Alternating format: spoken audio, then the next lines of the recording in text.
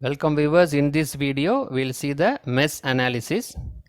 What is mesh analysis? This mesh analysis is one of the basic technique used for finding current flowing through a loop in a network. So the mesh analysis is the one method, one technique to find the current flowing through a loop. Loop means closed circuit. In a closed circuit, the network is available. In that network there are n number of closed circuit will be there. In a closed circuit we can able to find what is the current flowing through the closed circuit, current flowing through the loop, right? So mesh analysis is the technique to find the current flowing through a loop in a network, right? In that there are two methods available. We can follow by equation method and matrix method. First we will see the equation method. By framing the equation, by using mesh analysis we can frame the equation. Now consider this network. There are two closed paths available. The supply voltage is V. There are four resistors available: R1, R2, R3 and R4. This is one of the closed loop. Closed loop means it is the current flowing through the R1 and R2. This is one closed path. This is another closed path. R2, R3 and R4 is called another closed path. So we can take this is the loop 1. This circuit, this path is called a loop 1. The current flowing through the loop 1 is I1. This is considered loop 2, second loop. Current flowing through this loop is I2. So the supply voltage is available, four resistors are connected. Based on the diagram, we can take this is one of the closed loop or called a loop 1, first loop, containing voltage source R1 and R2. This is one of the closed loop, loop 1. Another loop also available here, containing R2, R3 and R4. This loop is called loop 2. The current flowing through loop 1 is I1, current flowing through the loop 2 is I2. The current direction we can take any direction, but it is better to take the uniform direction. Both loop 1 and loop 2, the current flowing in the clockwise direction, same direction. You can take opposite direction also, but the equation will change accordingly. Here I taken the same direction for I1 and I2. Now we will apply the KVL, Kirchhoff's voltage law, to the loop 1. The explanation of KVL and KCL, Kirchhoff's voltage law and current law, is explained in the separate video. The link is available in the description box. You can see that. What is Kirchhoff's voltage law and what is Kirchhoff's current law. Now we are going to apply the Kirchhoff's voltage law to the loop 1. What is loop 1? This is loop 1. So this is the equation method. We need to frame the equation. So what is Kirchhoff's voltage law? Potential rise equal to potential drop. So this is the potential rise, voltage we are applying. So this is a potential rise. So in loop 1 we have two resistors, R1 and R2. So voltage will be dropped across R1 and R2. So this is called potential drop. So we applied voltage is potential rise. Voltage drop across R1 and R2 is called a potential drop. So according to KVL, Kirchhoff's voltage law, potential rise equal to potential drop. So potential rise V equal to potential drop. What is the potential drop across this? V equal to IR. So I value is I1, R value is R1. So I1 R1. The potential drop across this resistor is I1 R1. Right, because I1 is flowing through resistor R1. Then we have one more resistor. What is the potential drop across R2? So this current, this R2 is connected between loop 1 and loop 2. It's a common. It's a common resistor connected between loop 1 and loop 2. Both I1 as well as I2 also flowing through the resistor R2 because it is connected in between loop 1 and 2. See the current direction, the I1 is flowing from top to bottom. See the I2 is flowing is this direction, flowing from bottom to top. So I1 is flowing from top to bottom, I2 is flowing from bottom to top. So two currents are flowing, I1 as well as I2, but I1 is flowing top to bottom, I2 is flowing bottom to top. So I1 minus I2 is flowing through the resistor R2, because we consider the loop 1. So first we'll consider I1 minus I2. So current flowing through R2 is I1 minus I2 into R2. So this is the potential drop across R2. R2 is connected between loop 1 and 2. So both I1 and I2 is flowing. So the net current flowing through the resistor R2 is I1 minus I2, because both are flowing in opposite direction. This current is flowing this direction, this current is flowing upward direction. So potential rise V equal to potential drop I1 R1 plus potential drop across R2 I1 minus I2 into R2. Now we'll go for a simplification. V equal to I1 R1 multiply, this R2 is multiplied, so I1 R2 minus I2 R2. This I1 is available in both the term, we take outside. So V equal to I1 into R1 plus R2 minus R2 I2. So this we can take, this is the equation number 1, right? So based on the Kirchhoff's voltage law, potential rise equal to potential drop. Potential rise is V, potential drop across R1 is I1 R1, potential drop across R2 is I1 minus I2 into R2, because R2 is connected between loop 1 and loop 2. So both I1 and I2 is flowing, but both the directions are opposite. I1 is flowing downwards, I2 is flowing upwards. So I1 minus I2 current is flowing through R2. So after simplification we got this equation number 1. Now we'll apply the Kirchhoff's voltage law at loop 2, second loop.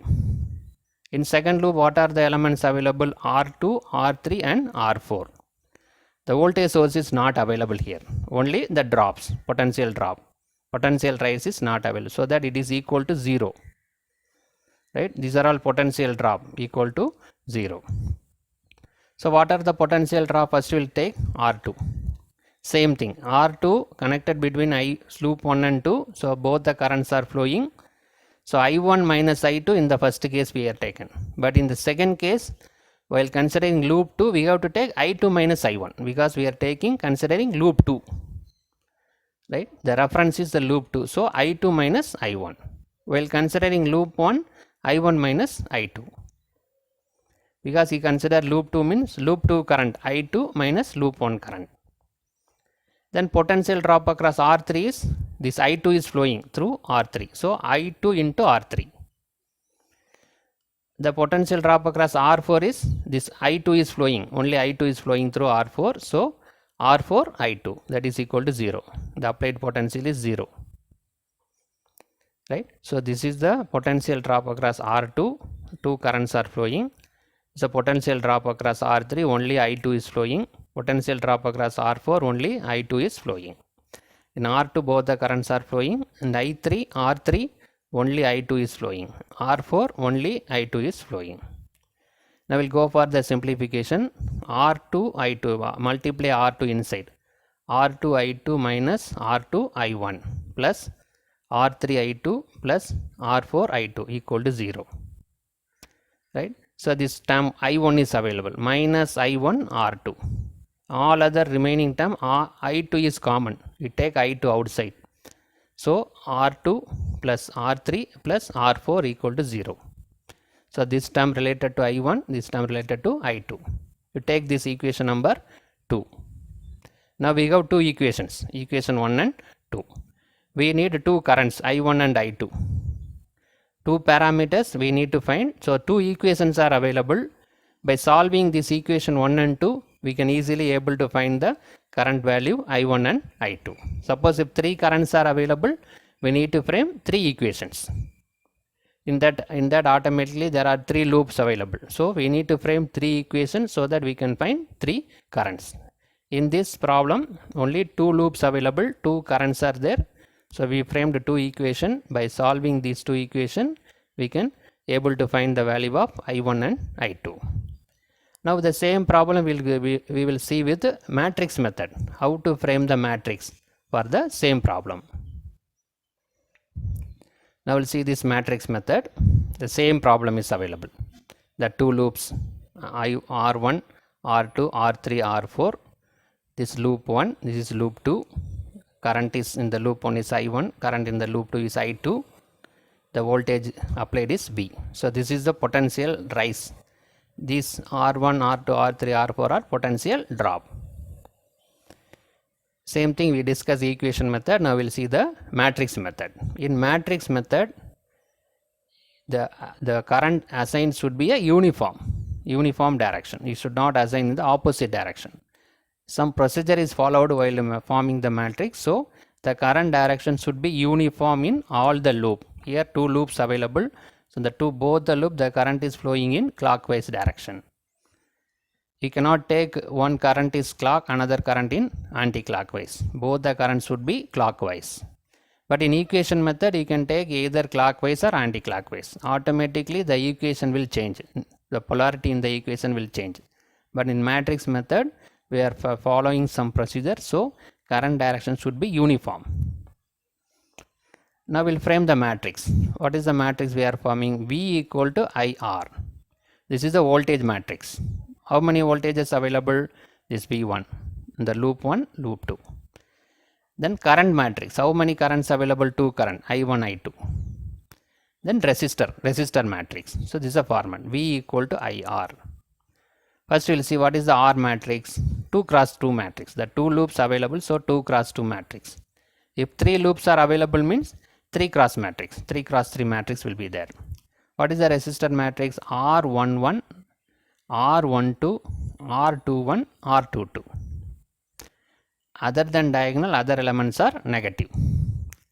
If 3 cross 3 matrix means R11, R12, R13, like that 3 cross 3 matrix will be there.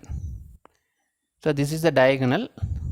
Other than diagonal, it should be negative. So this is not negative, it's a positive only.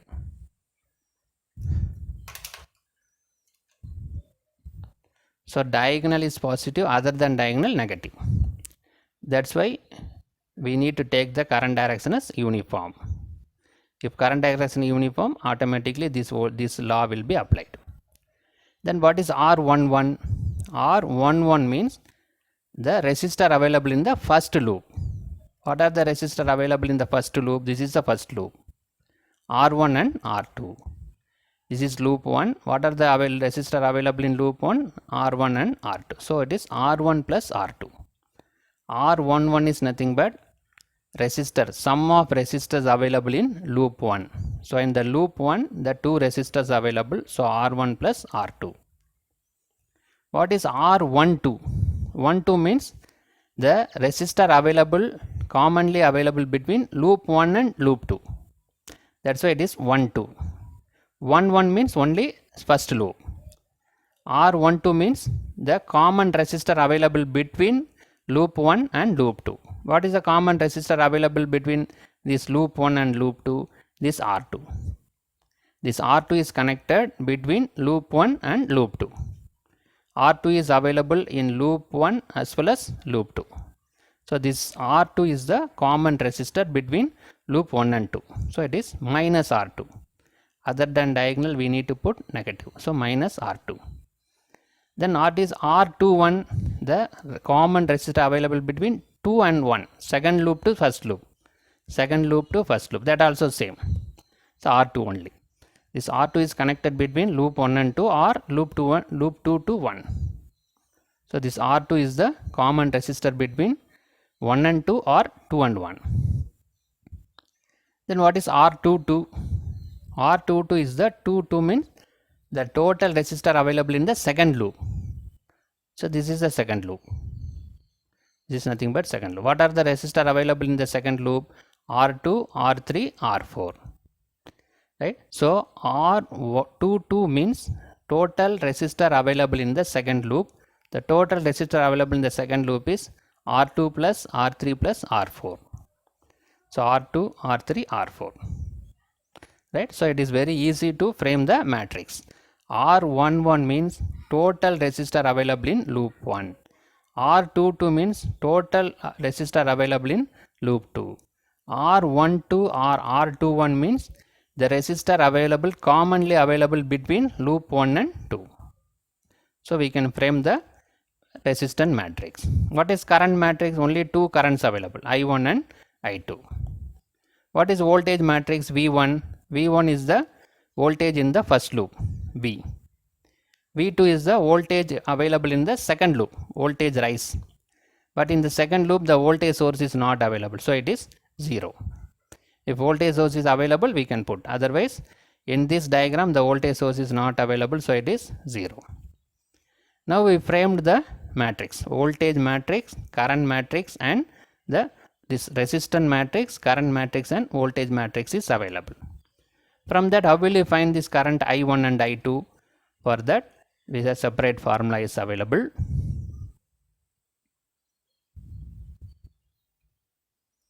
So this is the matrix we framed. So this is called a del. We take it as del. This value is del. This resistor matrix is taken as del, given by the symbol del. In this resistance matrix, the first row is replaced by this voltage. Then it is called delta 1. The first row of the del matrix is replaced by voltage matrix. Then it is called del 1. Suppose the second column is replaced by voltage matrix, that's called del 2. If it is 3 cross 3 matrix, means third column will be replaced. Here only 2 columns available. So the first column is replaced by voltage matrix, second column as it is. Here first column as it is. First column is given as it is. The second column is replaced by voltage matrix, then it is delta 2. So the resistance matrix as it is taken as delta. By replacing the first column with voltage source, voltage matrix is delta 1. Replacing the second column with voltage matrix is called delta 2. So we can find the del value, del 1 and del 2. After finding this value, we can find I1 and I2. What is I1? Del 1 divided by del. The value of del 1, this is a determinant. We need to find the determinant value. So del 1 by del will give the I1 value. Del 2 by del will give the I2 value. Right? So it is compared to equation method. This matrix method is easy. We can easily frame this matrix. We can easily calculate the del value, del 1 and del 2. From that we can easily find the value of I1 and I2. But in equation method, according to the direction, automatically the equation negative or positive will automatically change. But in matrix method, we need to frame the uniform current direction. Then only we can apply the law. Other than diagonal, other elements are negative. That is applicable only when the current direction in all the loops are same direction.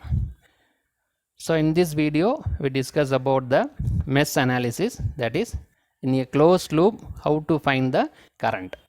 There are two methods, equation method and matrix method. We saw how to frame the equation, how to frame the matrix. The example problem for this mesh analysis is available in the next video. The link is available in the description box. You can see that. For the example of this mesh analysis, the problems, both matrix method and equation method is available. Thank you. Welcome viewers. In this video, we'll see the problem based on the mesh analysis in equation method. The mesh analysis explanation available in previous video. The link is available in the description box. You can see that. In this video, we are seeing the problem based on the mesh analysis using equation method.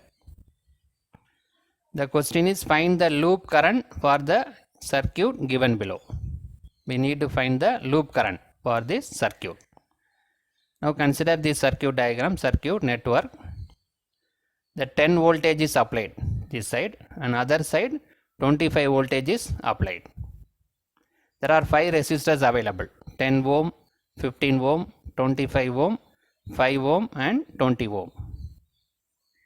So by seeing the diagram, we can able to identify this is the one closed loop.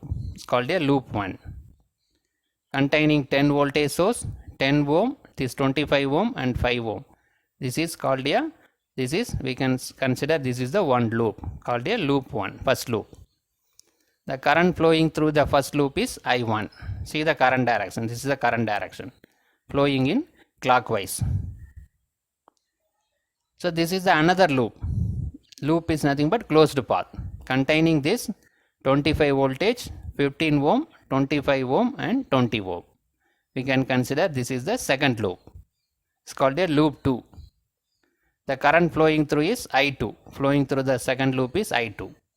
So the I2 also flowing in clockwise direction. So we framed two loops. This is loop 1 and this is loop 2. Current flowing through loop 1 is I1. Current flowing through loop 2 is I2. Both are same direction. Our aim is to find the value of this I1 and I2. So we can apply the Kirchhoff's voltage law to the loop 1. This is equation method. So we are going to frame the equation.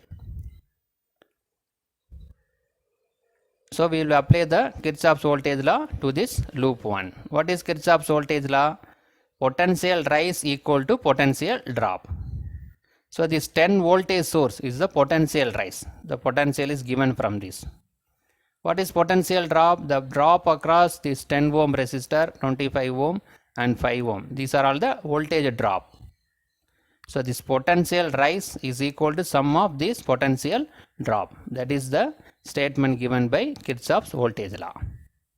So based on that we can frame the equation. Potential rise is 10 voltage, 10 equal to. So these three are potential drops. What is the potential drop here? V equal to I into R. What is I here? I1. I1 is flowing through 10 ohm resistor. So 10 into I1. The potential drop B equal to I into R. I is I1, R value is 10. So 10 into I1. That is the potential drop across I1. Drop across 10 ohm resistor. What about 25 ohm resistor? This 25 ohm resistor connected between loop 1 and loop 2. Commonly available between loop 1 and loop 2. So I1 current is flowing through loop 1 and I2 current also flowing through loop 2. I1 current is flowing from downwards. I2 current flowing upwards. Both are opposite direction.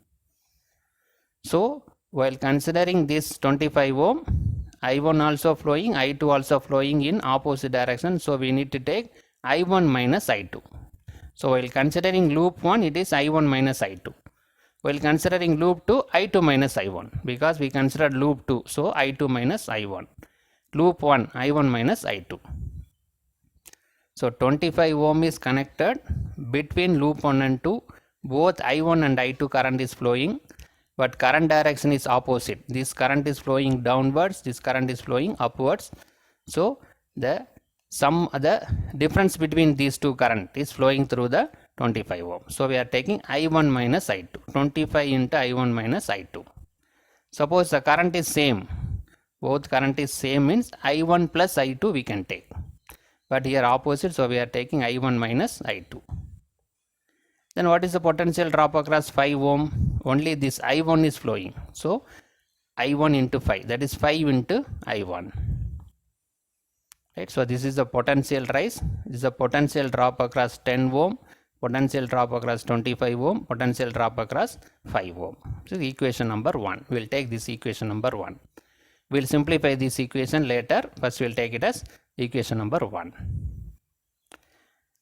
Now see the potential of this 10 volt.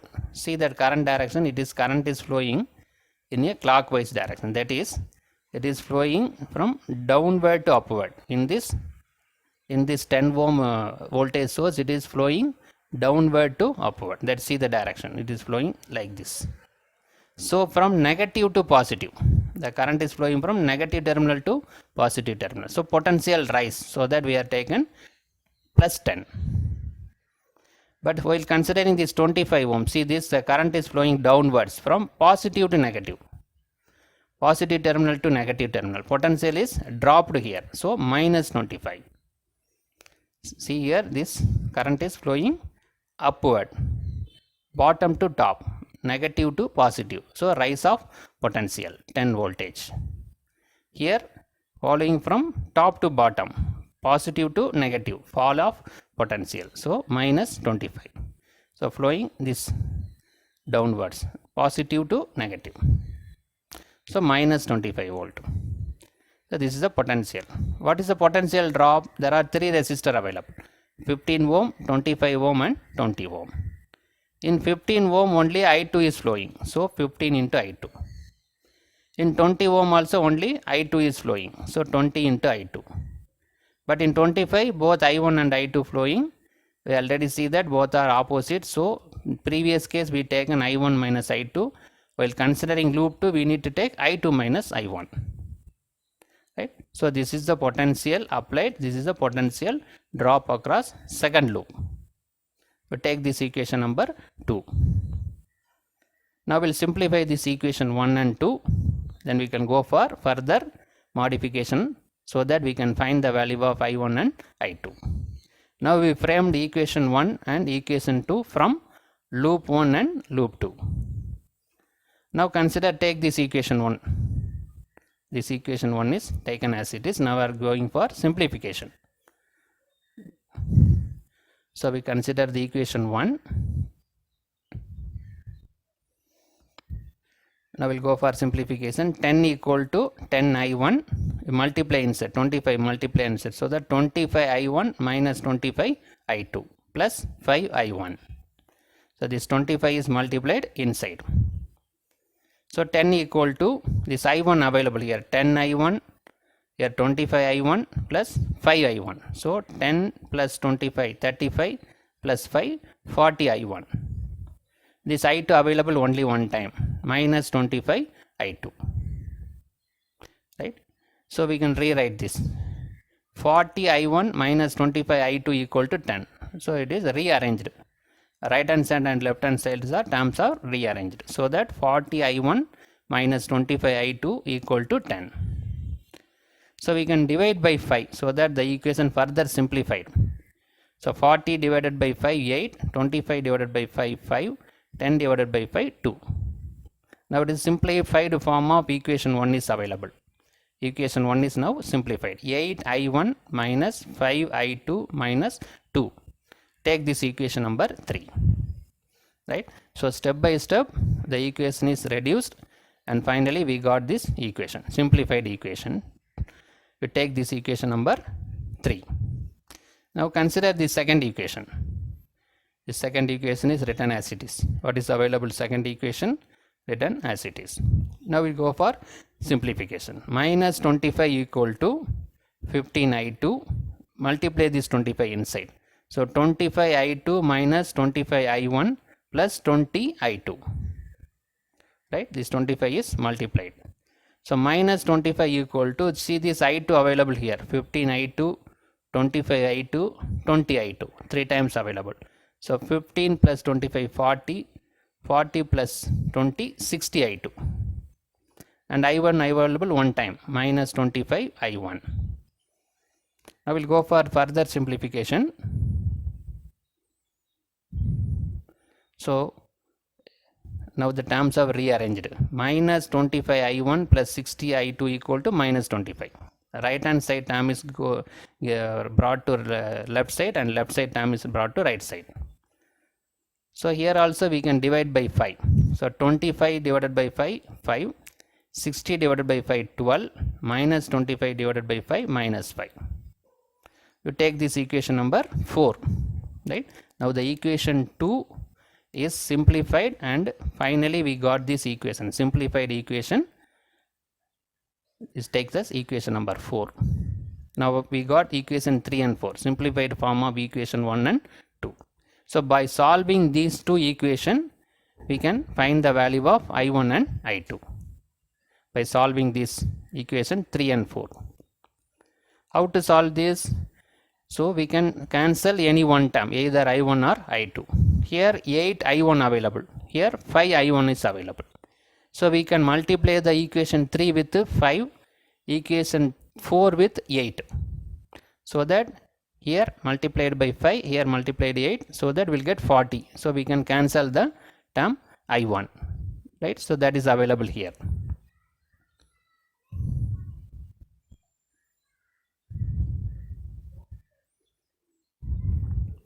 So equation 3 is multiplied by 5, equation 4 is multiplied by 8 in order to cancel I1. So 40 I1 minus 25 I2 equal to 10. This equation 3 is multiplied with 5. Similarly, equation 4 is multiplied by 8 minus 40 I1 plus 96 I2 minus 40. Right? The equation 4 is available here. This equation 4, that is multiplied with 8. Now see this is plus 40 I1 and minus 40 I1. So by simply adding this, automatically this term got cancelled. So this term got cancelled. We can add the terms because one is positive, one is negative. So minus 25 I2 here, 96 I2 is there. So difference between these two is 71 I2. Similarly 10 here minus 40. So minus 30. Resultant will be minus 30. 71 I2 equal to minus 30. So I2 equal to minus 30 by 71. So by dividing this minus 30 by 71, it is minus 0.42 amperes. So I2 is minus 0.42 ampere. Right, now we calculated the value of I2. By substituting this I2 in equation 3, we'll consider this equation 3. In this we can substitute this I2 value. So 8 I1 minus 5 I2 equal to 2, that is equation 3. In that we are going to substitute the value I2 equal to minus 0.42. Right, so while substituting, we'll see what will happen.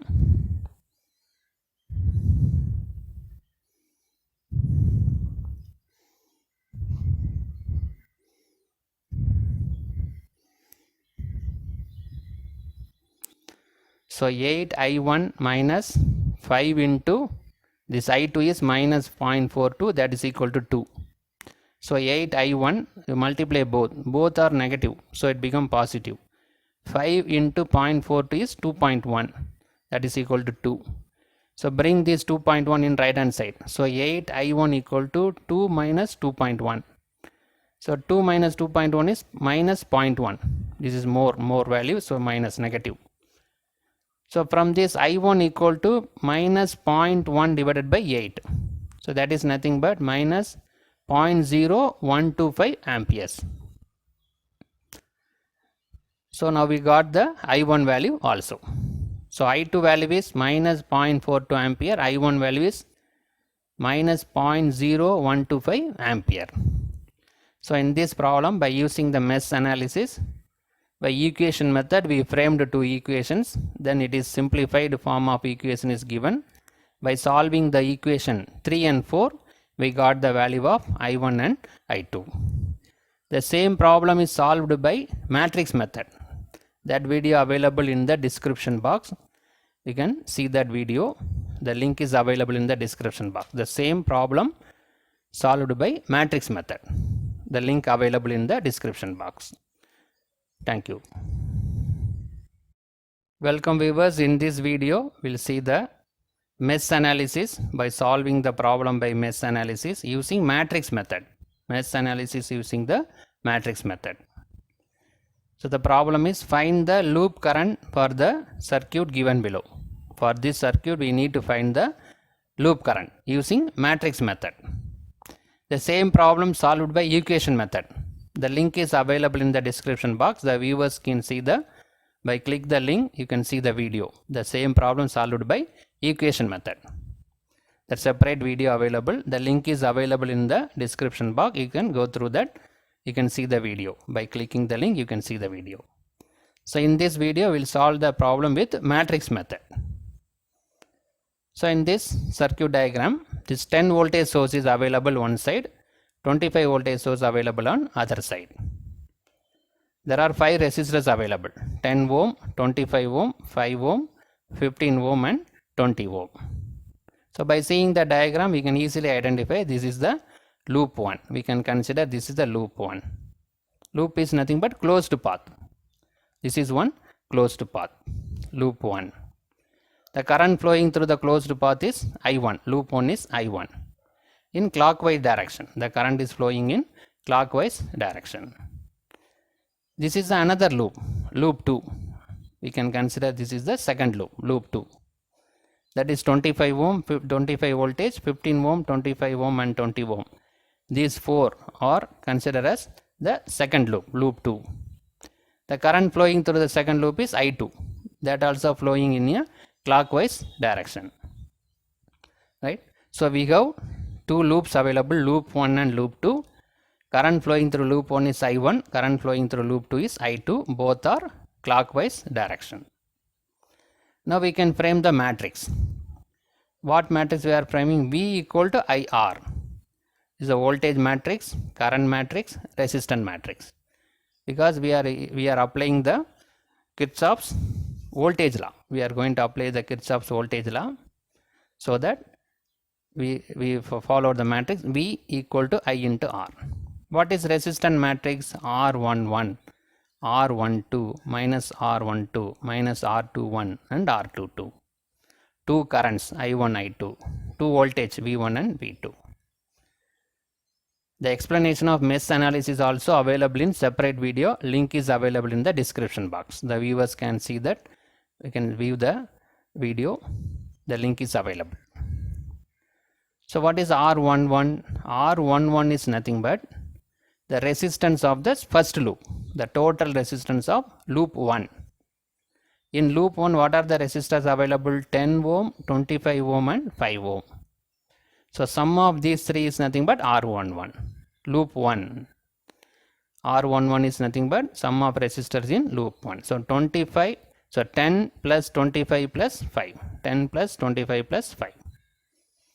Sum of resistors available in the first loop. What is R12? R12 is the resistor available between loop 1 and loop 2. Which resistor is connected between loop 1 and 2? This 25 ohm. This 25 ohm is available in loop 1 as well as loop 2. Commonly available between loop 1 and 2. So R12 is nothing but the resistor commonly connected between loop 1 and loop 2. That is minus 25. R21 also same, connected between second and first loop. Second and first loop. The same, 25 ohm is connected between second and first loop, minus 25. Then R22. What is R22? The resistors, the sum of resistors connected in the second loop. The second loop. This is 15 ohm plus 25 ohm plus 20 ohm. 15 plus 25 plus 20. Right. So R11 is resistors available in the first loop. R22 is the resistors available in second loop. R12 or R21 means resistor available, commonly available between loop 1 and loop 2. That is nothing but this 25 ohm. Now frame the resistance matrix. What is the current? I1 and I2. That only we need to find. I1 and I2. What is the voltage? 10 voltage. In loop 1 we have 10 voltage. See the current direction. It is flowing in anti-clockwise, clockwise direction. So here it is going from down to up, from negative potential to positive potential. So potential rise. Right? See the current direction. So current is flowing like this. Here it is going upward direction. The current is flowing in a upward direction. It's flowing like this. So that it is from negative to positive. So we can take plus 10. But see here the current is flowing from up to down. That is from positive to negative. So it is a drop of potential. So we take minus 25. So this is very important. Right? So see the current direction. Easily you can see the current direction. The current is down. Downwards. Downwards mean positive potential to negative potential. Potential reduced here. So minus 25. But see the current here, it is upward. From negative to positive. So rise of potential. So take 10. Right? So this is very important. Based on the current direction, we can identify whether it is rise of potential or fall of potential. Now we can simplify this matrix. So 10 plus 25 plus 5. That is 10 plus 25, 35, 30 plus 5, 40. So this minus 25. These diagonal matrix are always, other than diagonal, all matrix are negative. Then that is also available in the separate video, mesh analysis explanation. So 15 plus 25, 40, 40 plus 20, 60. I1, I2, 10 minus 25. Now how will we find this I1 and I2? That is by finding the del value, del, del 1, del 2. Right? Now takes, this is the del value. By replacing the first column with voltage matrix, we will get del 1. By replacing the second column with voltage, we will get del 2. Now we will see this one by one so that you are able to understand. Right. So this is the resistance matrix, that is nothing but del. Now we need to find the determinant. How will you find determinant? 40 into 60 minus 25, minus 25 into minus 25. Because this 2 cross 2 matrix, the determinant is very easy. That is nothing but multiplication of these two minus multiplication of these two. Right. So this is very simple. 40 into 60 minus minus 25 into minus 25. So these two minus become positive, but already here one negative is there. So it is minus only. So 40 plus 60 is 2400. 25 into 25 is 625. So 2400 minus 625, 1775 is delta value. Then how will you find delta 1? We have to replace this first column with this voltage matrix. So this is replaced by voltage matrix, 10 minus 25. Second column as it is, minus 25, 60. Right? The replacing the first column with the voltage matrix will give delta 1. So 10 into 60 minus minus 25 into minus 25. So 10 into 60 minus minus 25 into minus 25. 10 into 60 is 600. So this negative, these two negative become positive, but here one negative is there, minus 25. So 600 minus 625 is minus 25. Now we got the value of del and del 1. Now we'll go to find delta 2. So the delta 2, the first column is as it is, second column replaced by the voltage matrix, 10 minus 25. Now how will you find the determinant? 40 into 25. 40 into 25 minus 10 into minus 25. The determinant is very simple. You have to multiply these two minus multiply these two. So 40 into minus 25 minus 10 into minus 25. So 40 into 25 is minus 1000 because negative is there. Here two negatives are available, so it becomes positive, plus 250. So minus 1000 plus 250 is minus 750. Now we got the delta 2 value also.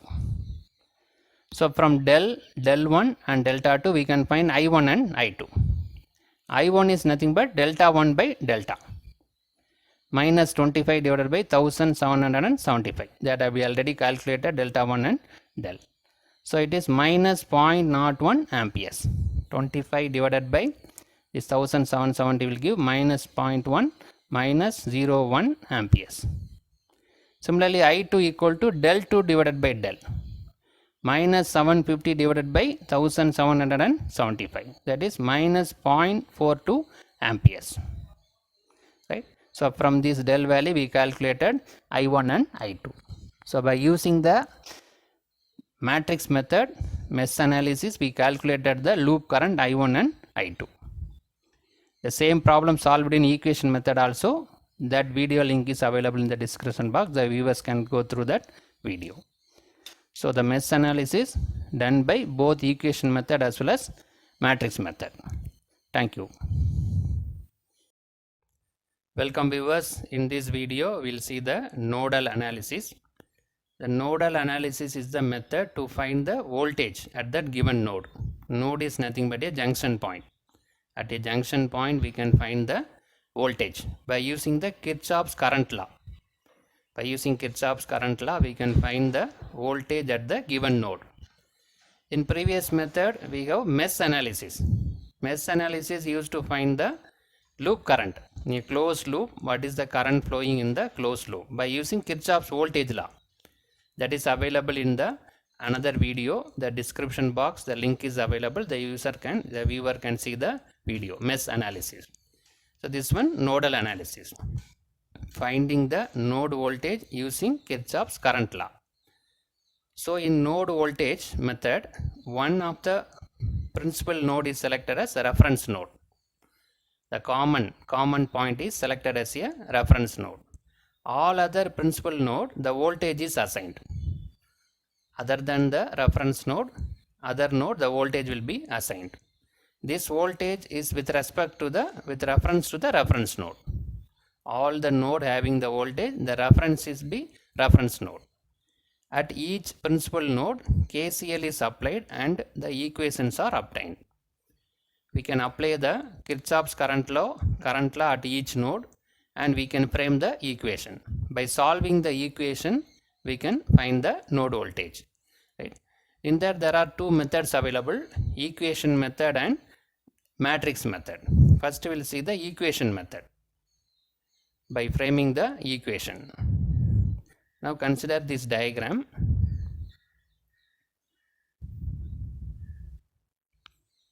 So we have one network is available. The two voltage sources available, VA and VB. Here the resistors available, R1, R2, R3, R4 and R5.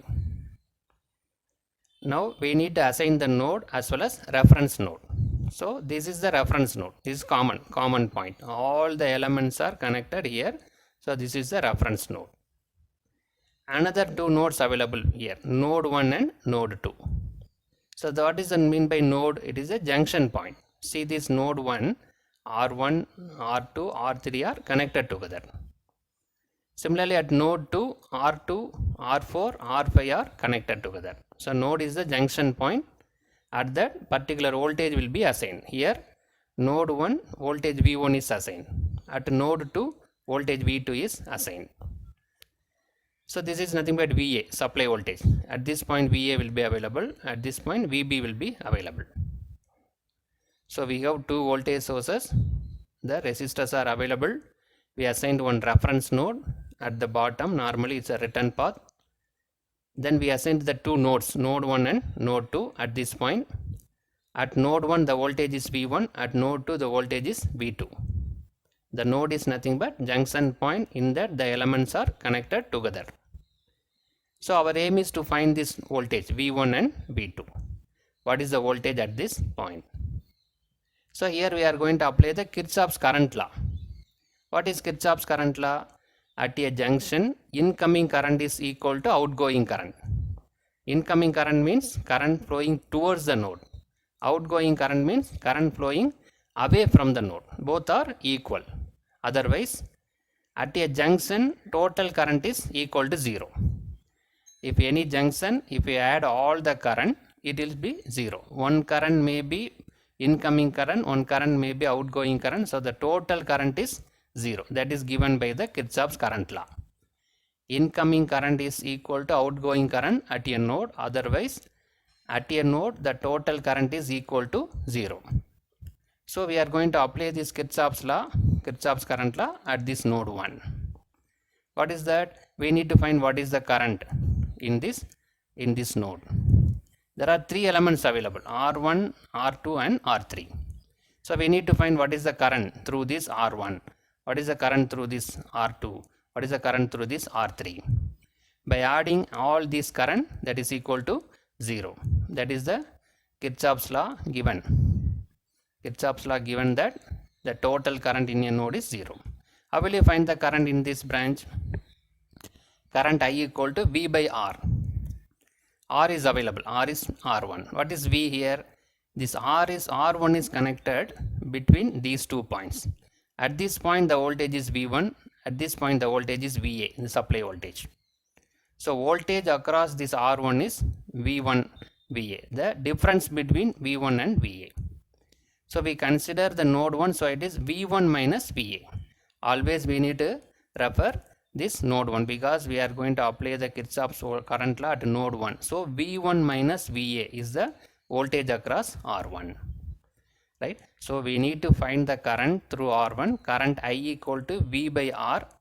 V is nothing but V1 minus VA, because R1 is connected between the node 1 and the supply voltage. So the difference between these two voltages is the voltage across R1. So V1 minus VA divided by R1. So this is the current flowing through resistor R1. Then what is the current flowing through the resistor R2? So R2 is connected between node 1 and node 2. The node 1 V1, node 2 is V2 voltage. Right? So the voltage across R2 is V1 minus V2 divided by R2. So this is the current flowing through the resistor R2. Then one more resistor available, R3. So R3 is connected between V1 and reference. Normally the reference voltage is 0. So only V1 is available. So V1 divided by R3 is the current flowing through the resistor R3. So that is equal to 0. So that is a statement given by Kirchhoff's current law. The sum of flowing current in the junction is 0. So in this junction there are three current. One is current flowing through R1, R2 and R3. So this is the current flowing through R1, R2, R3, that is equal to 0. Right? So current is nothing but voltage by resistance. Resistance value available. Voltage we are calculated from this. V1 minus VA in case of R1. V1 minus V2 in case of R2. V1 minus 0, that is V1 in case of R3. So that is very simple. So by using that we framed one equation, that is termed as equation number 1. Now we can apply the Kirchhoff's current law to the second node, node 2, this second node. Minimum we need 2 equations, then only we can find V1 and V2. We need to find 2 parameters. So we need 2 equations. Now we can apply the Kirchhoff's current law to this node 2, in that the voltage is V2. At node 2, what are the elements available? R2, R4, R5. These 3 elements are connected. Now we need to find what is the current flowing through R2, R4 and R5. What is the current flowing through R2? Current is nothing but voltage by resistance. What is the voltage? It is connected between node 1 and 2, V1 and V2. Connected between V1 and V2. Now we are applying node 2. So we need to refer V2 minus V1. In case of node 1 means V1 minus V2.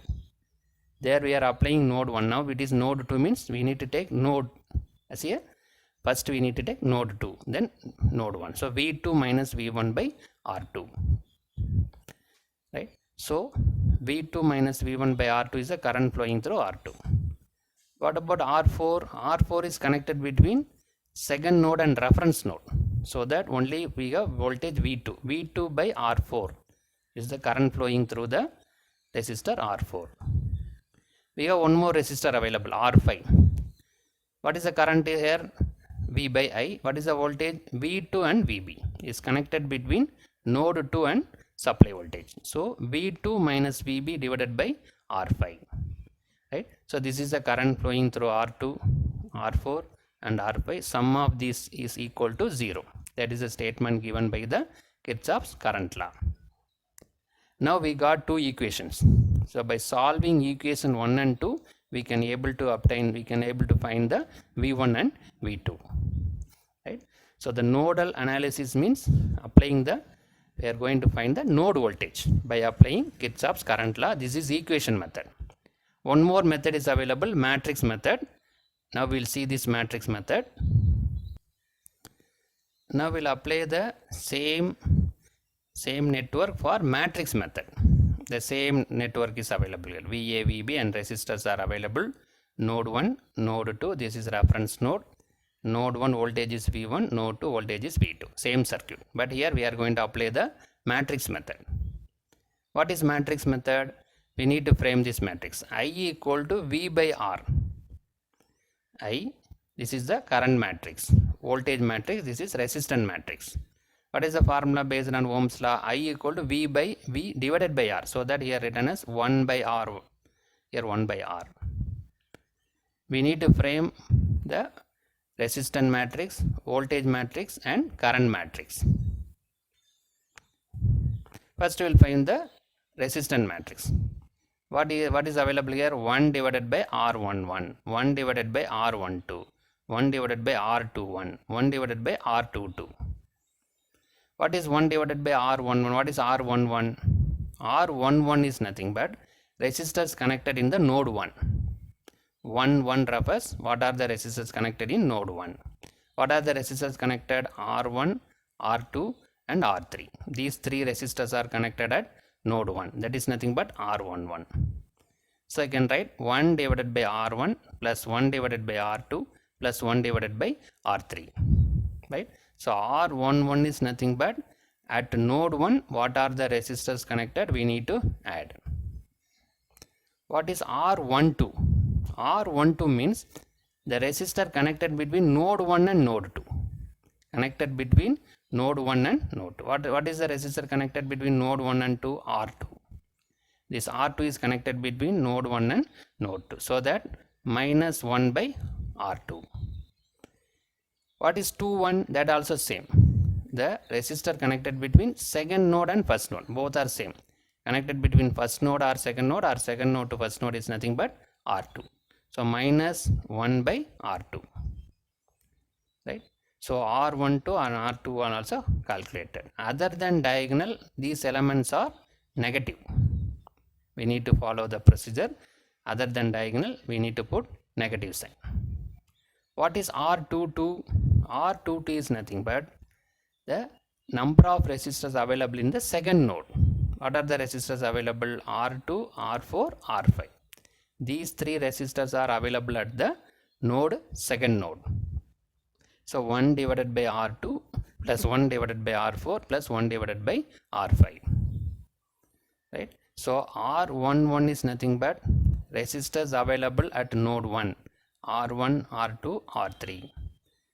R22 is nothing but resistor connected in second node. R2, R4, R5. R12 or R21 means connected between node 1 and 2. Commonly connected between node 1 and 2.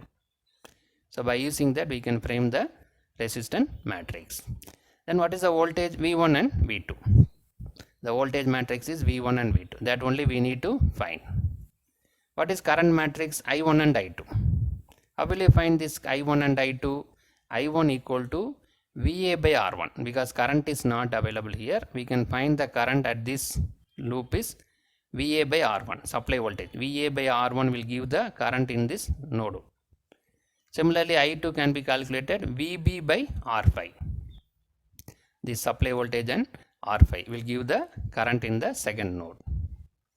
Now we framed the resistance matrix, voltage matrix and current matrix. Then how will you find this voltage V1 and V2? For that we need to consider this is the delta. This matrix is nothing but delta matrix. This is treated as delta. See this. This matrix is delta. By finding the determinant value, we can find the del. By finding this determinant, we can able to find the del value. Then we have del 1 and del 2. What is del 1 and del 2? If the first column is replaced by the current. What is current? I1 and I2. I1 and I2 is known as VA by R1, VB by R5.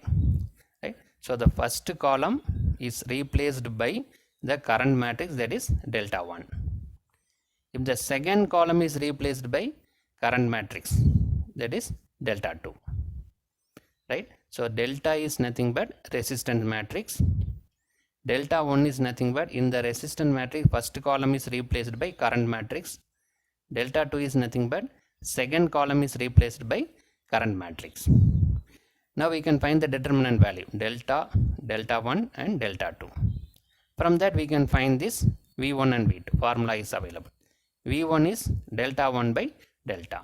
V2 is delta 2 by delta. So finding this by using this formula we can able to find V1 and V2. So in this video we saw the what is the nodal analysis, how to find the node voltage by using two methods, equation method and matrix method. The solved example for this solved problem for this nodal analysis available in the next video. The link is available in the description box. The viewers can see the solved problem in the nodal analysis. Thank you.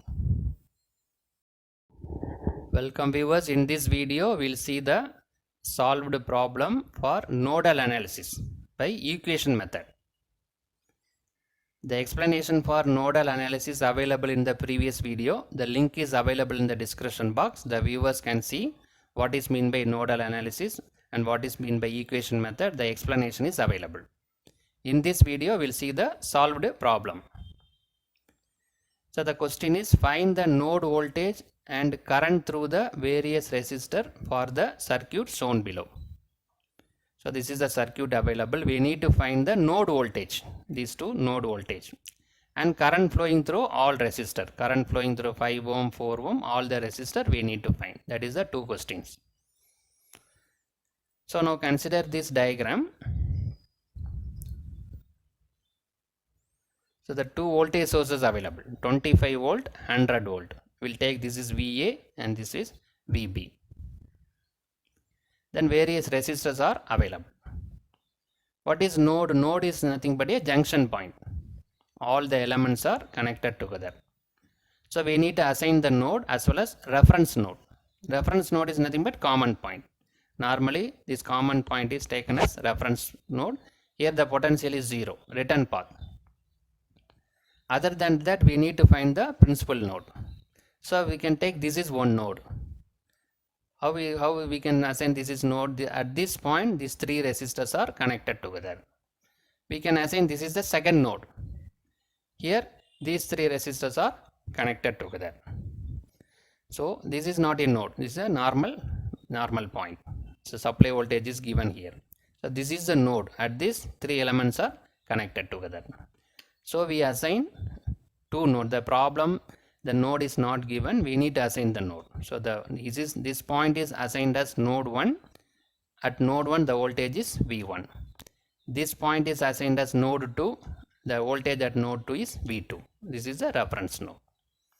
So the question is, we need to find the value of V1 and V2. What is the value of V1 and V2?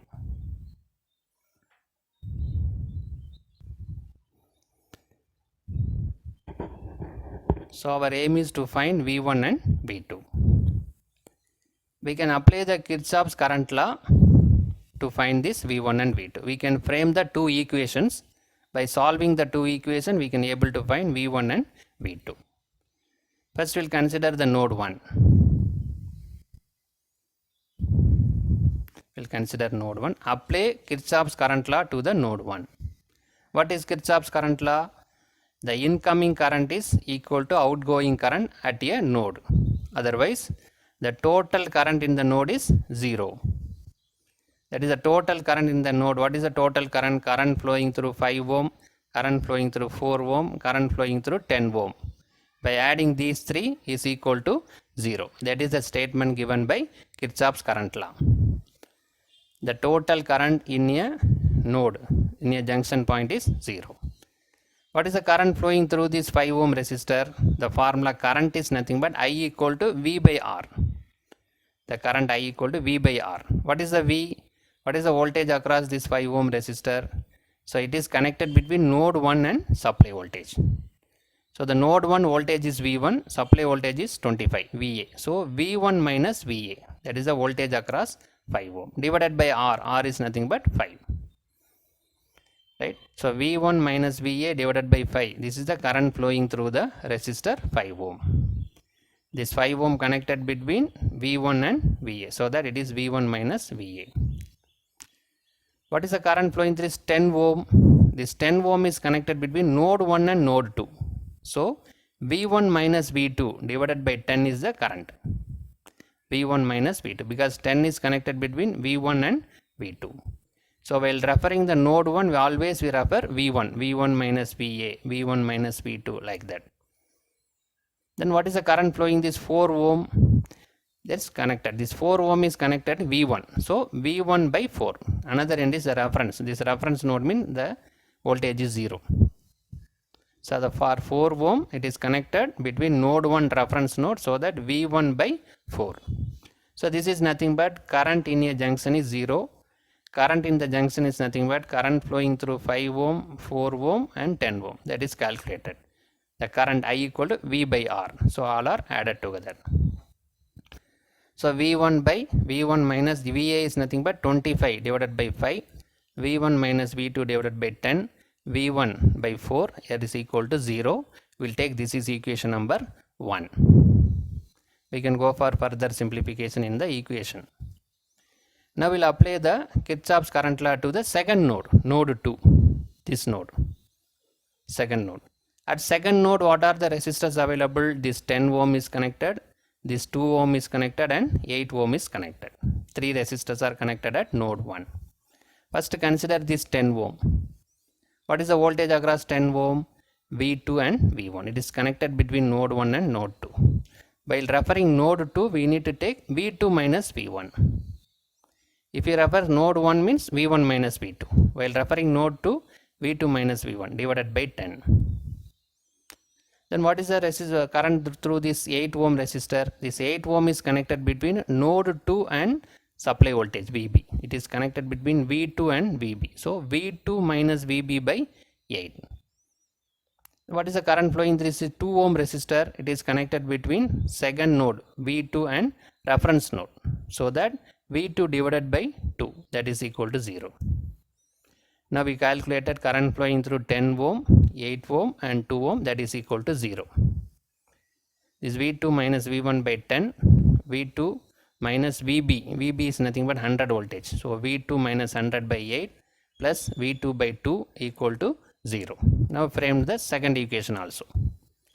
Now we'll simplify this equation 1 and 2, then we can go for the solving the equation. Before solving this equation 1 and 2, we will simplify this. Now consider the equation 1. Consider the first equation. So this first equation is considered V1 minus 25 by 5, V1 minus V2 by 10, V1 by 4 equal to 0. Now we'll split this V1 by 5, 25 by 5, splitted. The denominator is splitted here. Similarly, V1 by 10 minus V2 by 10 plus V1 by 4. Now it is splitted, all are splitted. Now write all the V1 terms, V1 by 5, here V1 by 10, V1 by 4. Only one V2 term is available, minus V2 by 10. The numerical is 25 by 5 is 5. Right? So in this, all V1 terms are written first, then V2 term, then the constant. Now we'll take the LCM for this, 5, 10 and 4. The LCM is 20. For these three numbers, 5, 10, 4, the LCM is 20. So in the 20, 5 is going 4 times, so 4V1. In 20, 10 is going 2 times, so 2V1. In 4, 20 goes 5 times, so 5V1. Right? So this is normal simplification by LCM. Minus V2 by 10 minus 5 equal to 0. Right? So this 4 plus 2, 6, 6 plus 5, 11. 11 V1 by 20. V2 by 10 can be written as 0.1. 1 by 10 is 0.1. Minus 5 equal to 0. So the 11 by 20 is 0.55. By simplifying this 11 by 20, 0.55 V1 minus 0.0 V2. Bring this minus 5 in the right hand side. So it becomes plus 5. So we'll take this is equation number 3. 0.55 V1 minus 0.1 V2 equal to 5. So now framed the equation 1, equation 3.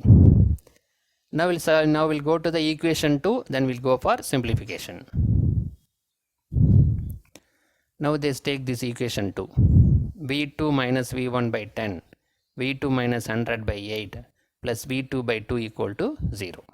Now split the denominators, V2 by 10 minus V1 by 10, V2 by 8 minus 100 by 8 plus V2 by 2 equal to 0. Now it is splitted, numerator is splitted.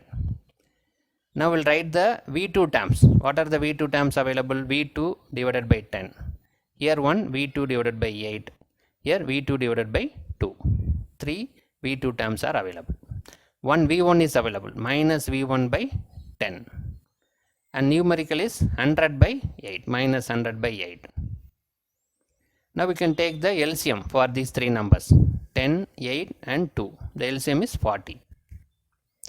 40, this 10 is going 4 times, so 4V2.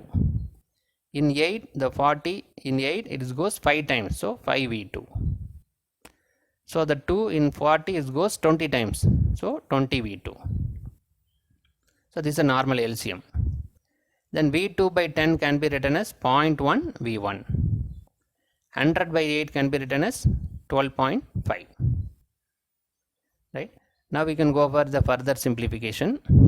So 4 plus 5 9, 9 plus 20, 29 by 40 V2 minus 0.1 V1 minus 12.5 equal to 0. Then we'll go for the further simplification. This 29 by 40 is 0.725 V2 minus 0.1 V1 minus 12.5 equal to 0. Now we'll write in order V1. First we'll write V1 minus 0.1 V1 plus this V2 0.725 V2 equal to 12.5. This minus 12.5 is brought to right hand side. So it becomes plus 12.5. You take this equation number 4, fourth equation. Now we have equation 3 and equation 4. Equation 1 and 2 is framed from the network using Kirchhoff's current law. That equation 1 and 2 is simplified, then we framed equation 3 and 4. By solving this equation 3 and 4, we can go for the find the V1 and V2. So this is equation 3. This is equation 4. We need to solve these two equations so that we can able to find V1 and V2. See this, in order to cancel V1, here 0.55 is available, here 0.1 is available. So multiplying equation 1 with 0.1 and equation 2 with 0.55, so that these two terms become equal, we can easily cancel. That is, equation 3 is multiplied by 0.1. Equation 4 is multiplied by 0.55. Opposite. This oppositely we multiply, so that these two terms become equal. Right? So equation 3 multiplied by 0.1 will get this. Equation 4 multiplied by 0.5 we will get this.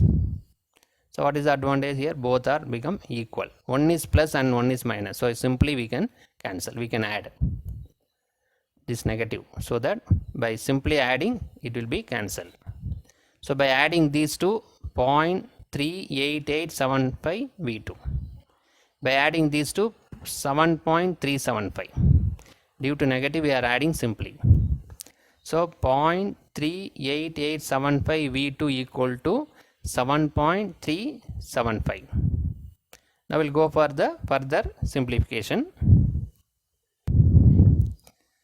So it can be written as 0.38875 V2 equal to 7.375. Can be written as V2 equal to 7.375 divided by this term. This term is brought in the denominator. So by simplifying this, what we got? 18.97 voltage. The V2, the node voltage at the second node VT is 18.97 voltage. Now we'll consider this third equation. In this, if we substitute V2, we can easily find V1.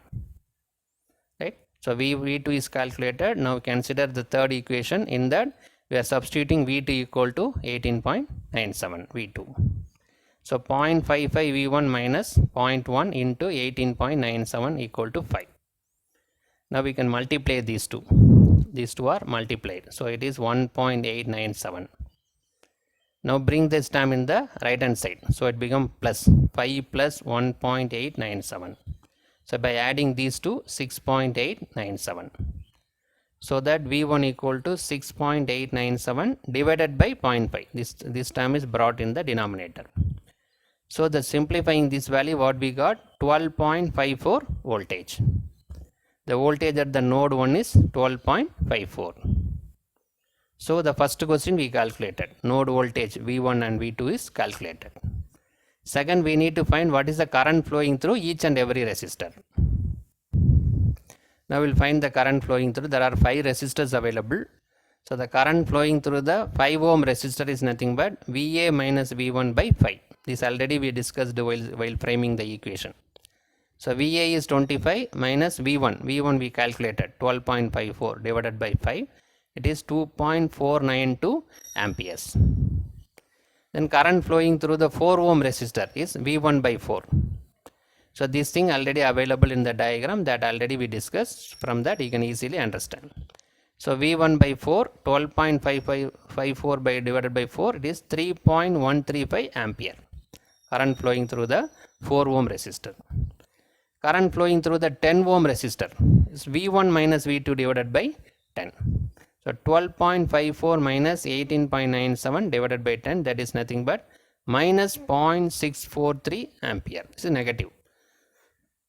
We got the negative value. Then current flowing another 2 resistors available. Current flowing through 8 ohm resistor is VB minus V2 divided by 8. VB is 100, supply voltage, second supply voltage 100, minus 18.97 by 8 is 10.12 amperes, positive only.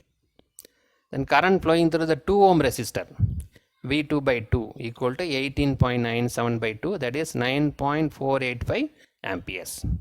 Now we calculated the current flowing through all 5 resistors.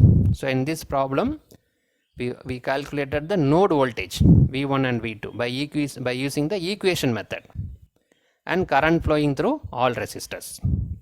The explanation of node voltage, that is available in another video, and matrix method also available in separate video. The link is available in the description box. The viewers can see the link and you can see the nodal analysis explanation. Thank you. Welcome viewers. In this video we'll see the solved problem in nodal analysis using the matrix method. What is nodal analysis? The explanation and other equation method available in the separate video. Link is available in the description box. You can view that videos.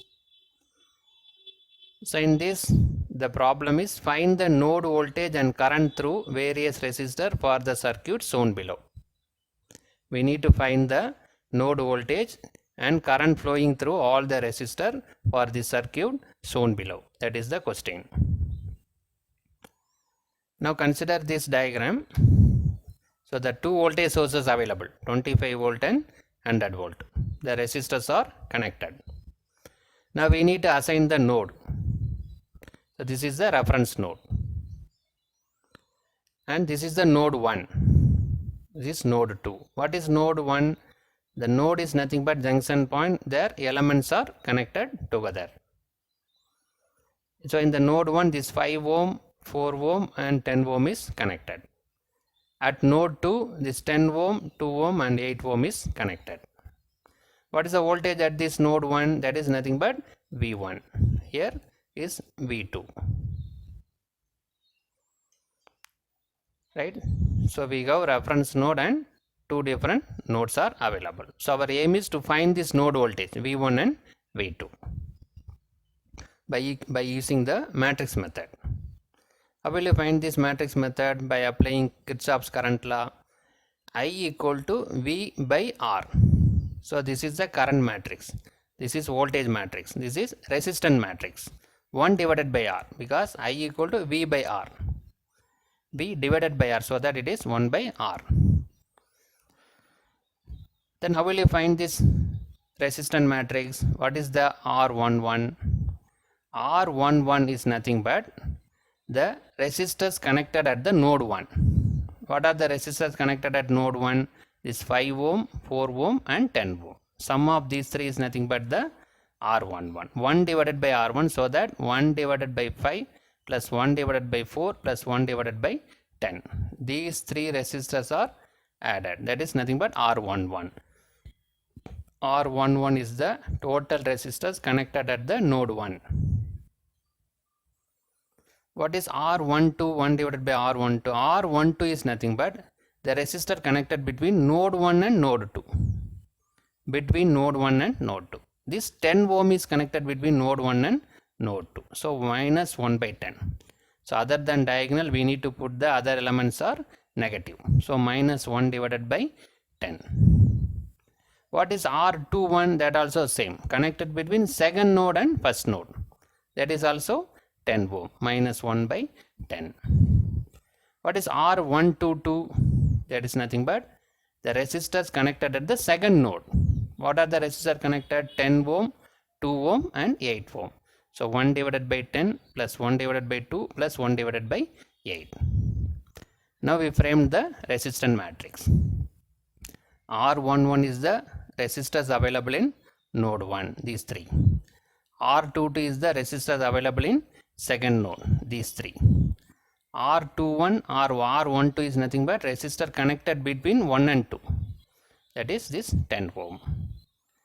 Then we'll go to the voltage matrix and current matrix. What is the voltage matrix? V1 and V2. This only we need to find. What is the current matrix? I1 and I2. What is the current in I1? I equal to V by R. That is 25 divided by 5. Will give the current in the first node. 25 by 5. Similarly here second, 100 divided by 8. This 100 ohm directly connected to 8 ohm. So 100 divided by 8 will give the I2. So now we framed resistor matrix, voltage matrix and current matrix. Now we'll go for the further simplification. So this 1 by 5 plus 1 by 4 plus 1 by 2, 10 is simplified as 20, 11 divided by 20. By taking LCM, it is simplified. Minus 1 by 10 is minus 0.1. 1 by 10 can be written as 0.1, minus 1.1. This also minus 0.1. By simplifying this, we got 29 by 40. You need to take the LCM. After LCM, by simplification, we got this 29 by 40. So the 11 by 20 is nothing but 0.55. Minus 0.01, minus 0.01. 29 by 40 is nothing but 0.725. Now it is further simplified. V1, V2. Then this 25 by 5 is 5. 100 by 8 is 12.5. Now we framed the matrix and simplified also. Then how will you find the voltage V1 and V2?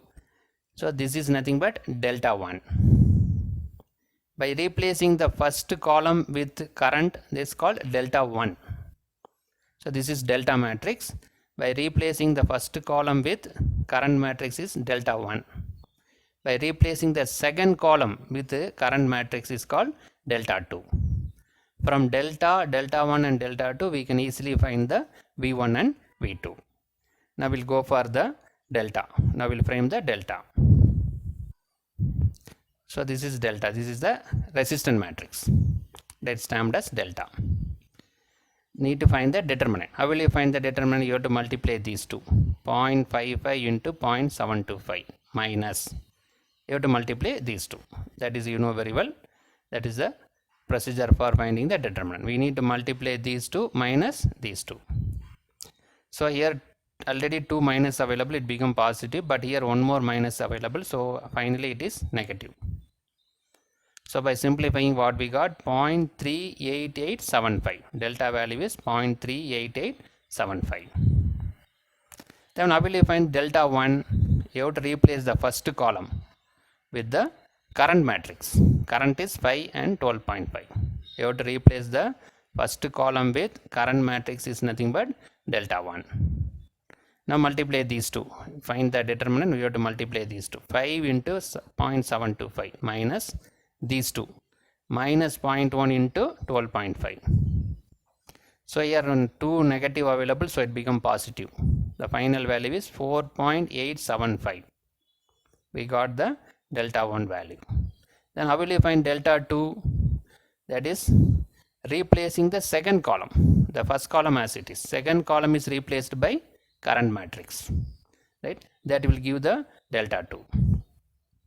Then you will find the determinant 0.55 into 12.5 minus 5 into minus 0.1.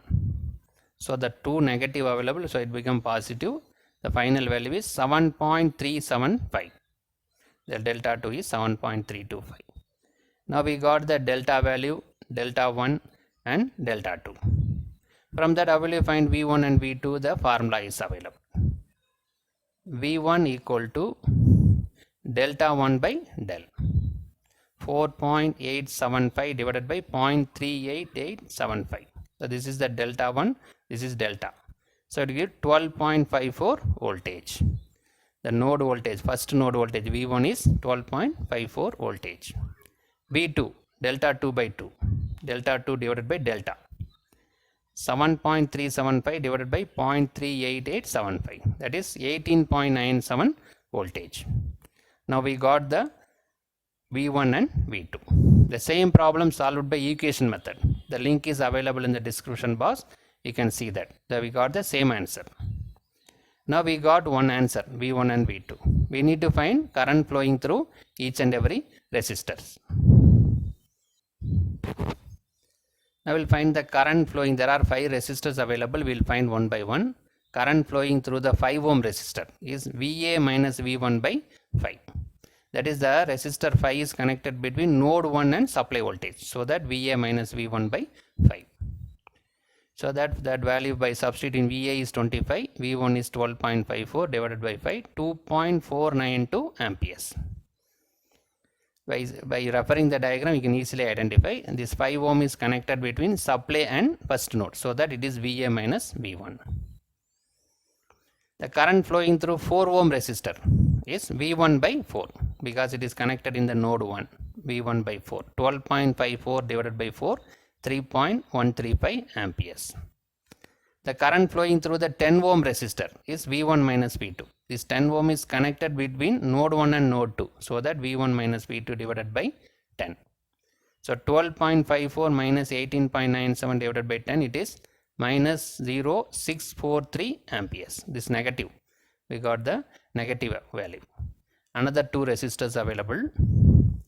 Current flowing through 8 ohm resistor. VB minus V2 divided by 8.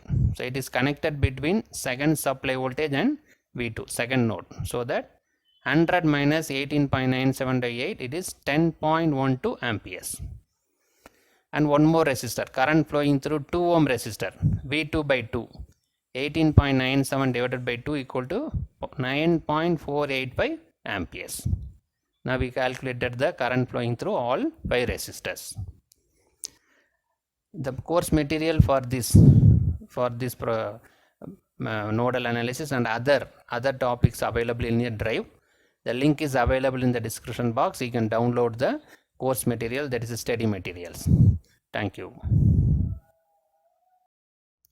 Welcome viewers. In this video, we'll see the solved problem in star delta transformation. Converting star network into delta network into star network. The explanation for star delta transformation, the derivation available in previous video. The link is available in the description box. The viewers can see the explanation of star delta transformation. The derivation is available. In this video, we'll see the problem. First, we'll see the problem 1. Calculate the equivalent resistance between the terminal A and D for the circuit shown below. So this is the network is available. The circuit is available. This is the terminal is A, B, D and C. We need to find the resistance between A and D. These two terminals. Between the A and D, we need to find the equivalent resistance. So the 5 resistors available, 12 ohm, 12 ohm, 4 ohm, this 8 ohm and 12 ohm. So we cannot find easily between A and D. There are resistors are connected. So we can go for star delta transformation. By that the circuit becomes simplified. Then we can find the equivalent resistance between A and D. First we will consider this delta network A, B, C. This delta network. We will convert this delta network into star network. So this terminal, after converting the equivalent, this terminal is A, this terminal is B and this terminal is C. So we can replace this delta by this star. Then how will you find the value? So the equal resistor, all resistors are equal mean R star, this value equal to R delta divided by 3. This formula is available. The delta is same, 12 voltage, 12 ohm for all the 3 resistors. So 12 by 3, 4 ohm. So this delta, the 12 voltage, the equivalent star voltage is, star resistor is 4 ohm. Now we can replace this delta by star, this in this diagram. You see that? Now this terminal ABC is replaced by the star.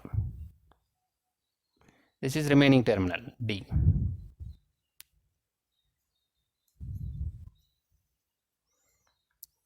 This delta is now replaced with the star. the course material available in the link drive. You can download the material using the drive. So after converting this delta into star, then now the circuit is simplified. How it is simplified? We need to resistance between A and D, only A and D. So we can simplify this. So this 4 ohm is available. So no need to bother about B and C because we need only A and D. So these two resistors are connected in series, 4 plus 8, 12 ohm. These two resistors are also connected in series, 4 plus 4, 8 ohm. Now this network is simplified as it is. We need a resistance between A and D, so we need to no need to bother about B and C. It is connected, directly connected. B and C is not. If you want to find B and C, at that time we need to concentrate. But now we need only A and D. So B and C not considered. So these two are connected in series. These two resistors are connected in series. Now it is simplified. Now what is the combination here? By seeing the diagram, we can easily identify these two are connected in parallel. That is connected in series with the 4 ohm. This 12 ohm and 8 ohms are connected in parallel. That resultant is connected in series with the 4 ohm. So we can go for the further simplification. So RAD, the resistance between A and D is nothing but 4 plus this combination, parallel combination, 12 into 8 divided by 12 plus 8. That is R1 R2 divided by R1 plus R2. If two resistors are connected in parallel, the formula is R1 into R2 divided by R1 plus R2. So 4 plus 12 into 8 is 96, 12 plus 8 is 20. So 4 plus 96 divided by 20 is 4.8. So 4 plus 4.8 is 8.8 ohm. The resistance between terminal A and D is 8.8 ohm. Right? So in this problem we made one transformation. One delta is converted into star so that the circuit is simplified. Then further simplified, then we calculated the resistance between A and D. Now we'll go to the second problem. Now we'll see the second problem. Calculate the equivalent resistance between B and C for the circuit given below. So what is the B and C here? This is the terminal A, B and C. So we need to find the resistance between B and C. Right? So here one delta network is available. Inside one star network is available. So we cannot easily simplify. So what we can do, we can consider the star network. We'll convert into delta. So the star network available inside is converted into delta network so that the circuit becomes simplified. So what is the resistor available in star network? 1 ohm. All are 1 ohm. If all the resistors are equal, the formula is R delta equal to 3 times of R star. Right? If the star network, all the resistors are equal, then the delta network R is R delta equal to 3 into R star. What is the resistor R? R star is 1 ohm. So 3 into 1, 3 ohm. So this star network is converted into delta network with the resistor value is 3 ohm. Now we can replace this star network with the delta network, equivalent delta network. So that diagram is available here. See this. Right? So this is the delta available outside. So now inside a star is now converted into delta with a 3 ohm. Now we can easily simplify this diagram. That is, these two are connected in parallel. So connected in the between A and B. These two are connected at the same point. So these two are in parallel. Similarly, these two are also parallel. Similarly, these two are in parallel. Right? So how will you find the parallel resistor? R equivalent equal to R1 R2 divided by R1 plus R2. So all resistors are same. So 3 into 3 divided by 3 plus 3. So 6 by 9 is 1.5. So it is very easy. If both the resistors are equal, while adding, while parallel, it becomes half of the value. 3 become 1.5. If 10 ohm is connected, 10 ohms connected in parallel means the resultant will be 5 ohm. 10 divided by 2, 5 ohm. Similarly here 3 divided by 2 we got 1.5 ohm. Now see this diagram, now it is further simplified. 1.5, 1.5. All resistors are 1.5. Now what is the question? We need to find the resistance between B and C. So we no need to consider A. Our aim is to find the resistance between B and C. What is the resistor connected between B and C? This 1.5 ohm. In another end, this 1.5 and 1.5 are connected in series, because now we are not considering A. We need only B and C. So in between B and C, this 1.5 ohm is connected, and other end these two are connected in series. So 1.5 plus 1.5, 3 ohm. Now these two are connected in parallel. This is one resistor, another resistor connected in parallel. So 1.5 and 3 are connected in parallel. Then how will you find the equivalent? R1 R2 divided by R1 plus R2.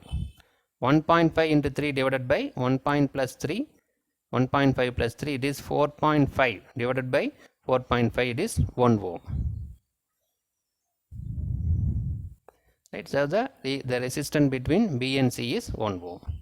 So in this problem we made one transformation. The star network available inside is converted into delta.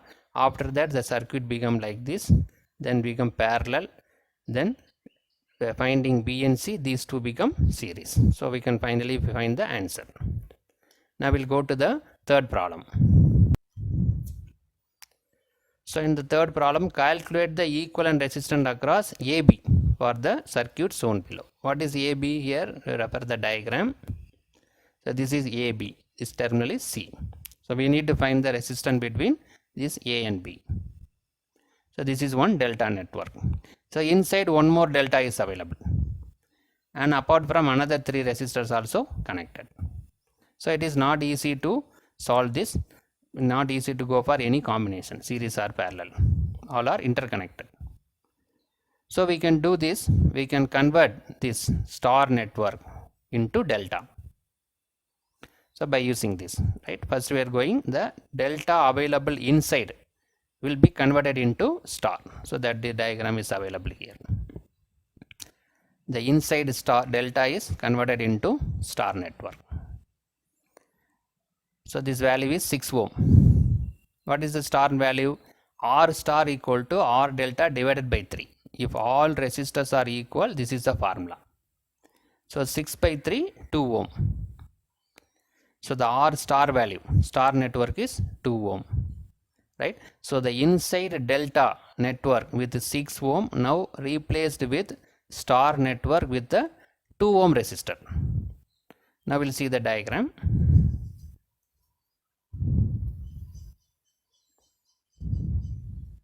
See this. So this delta network with 6 ohm now converted into star network with 2 ohm. Now it is the circuit is now simplified. How it is simplified? These two are connected in series. These two are connected in series. These two are connected in series. So it is nothing but 2 plus 2, 4. Now it is further simplified. So the diagram is available here. This 4 ohm, 4 ohm, 4 ohm.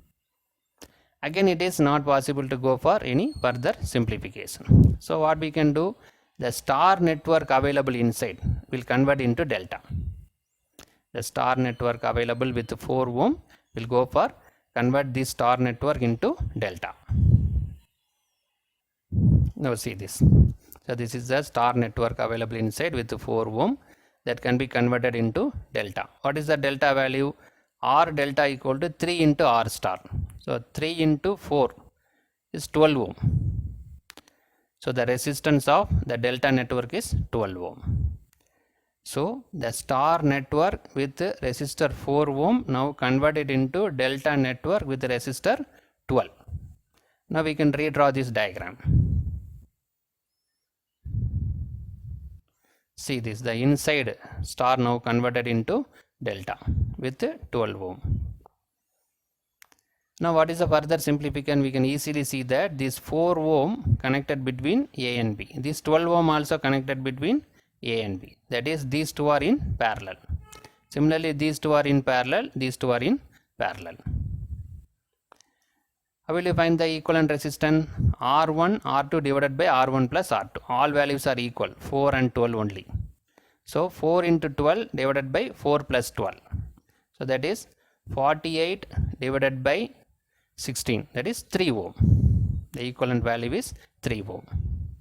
Right? So these two as well as these two now simplified to 3 ohm. The diagram is available here. 3 ohm, 3 ohm and 3 ohm.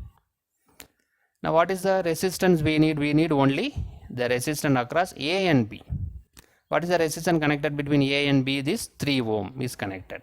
But other end is another 2 resistors available. We no need to bother about this value because we need the terminal A and B, resistance between A and B only. So that other end, these two are connected in series. So that is 6 ohm. Right? So in between A and B, this 3 ohm is connected, one resistor. These two are connected in series, that is connected in parallel with 3 ohm. 3 plus 3, 6. Now these two are connected in parallel. By seeing the diagram, we can easily see that connected in parallel. Then how will you find RAB? R1, R2 divided by R1 plus R2. 3 into 8 divided by 3 into 6 divided by 3 plus 6. 18 by 9, it is 2 ohm. The resistance between A and B is 2 ohm.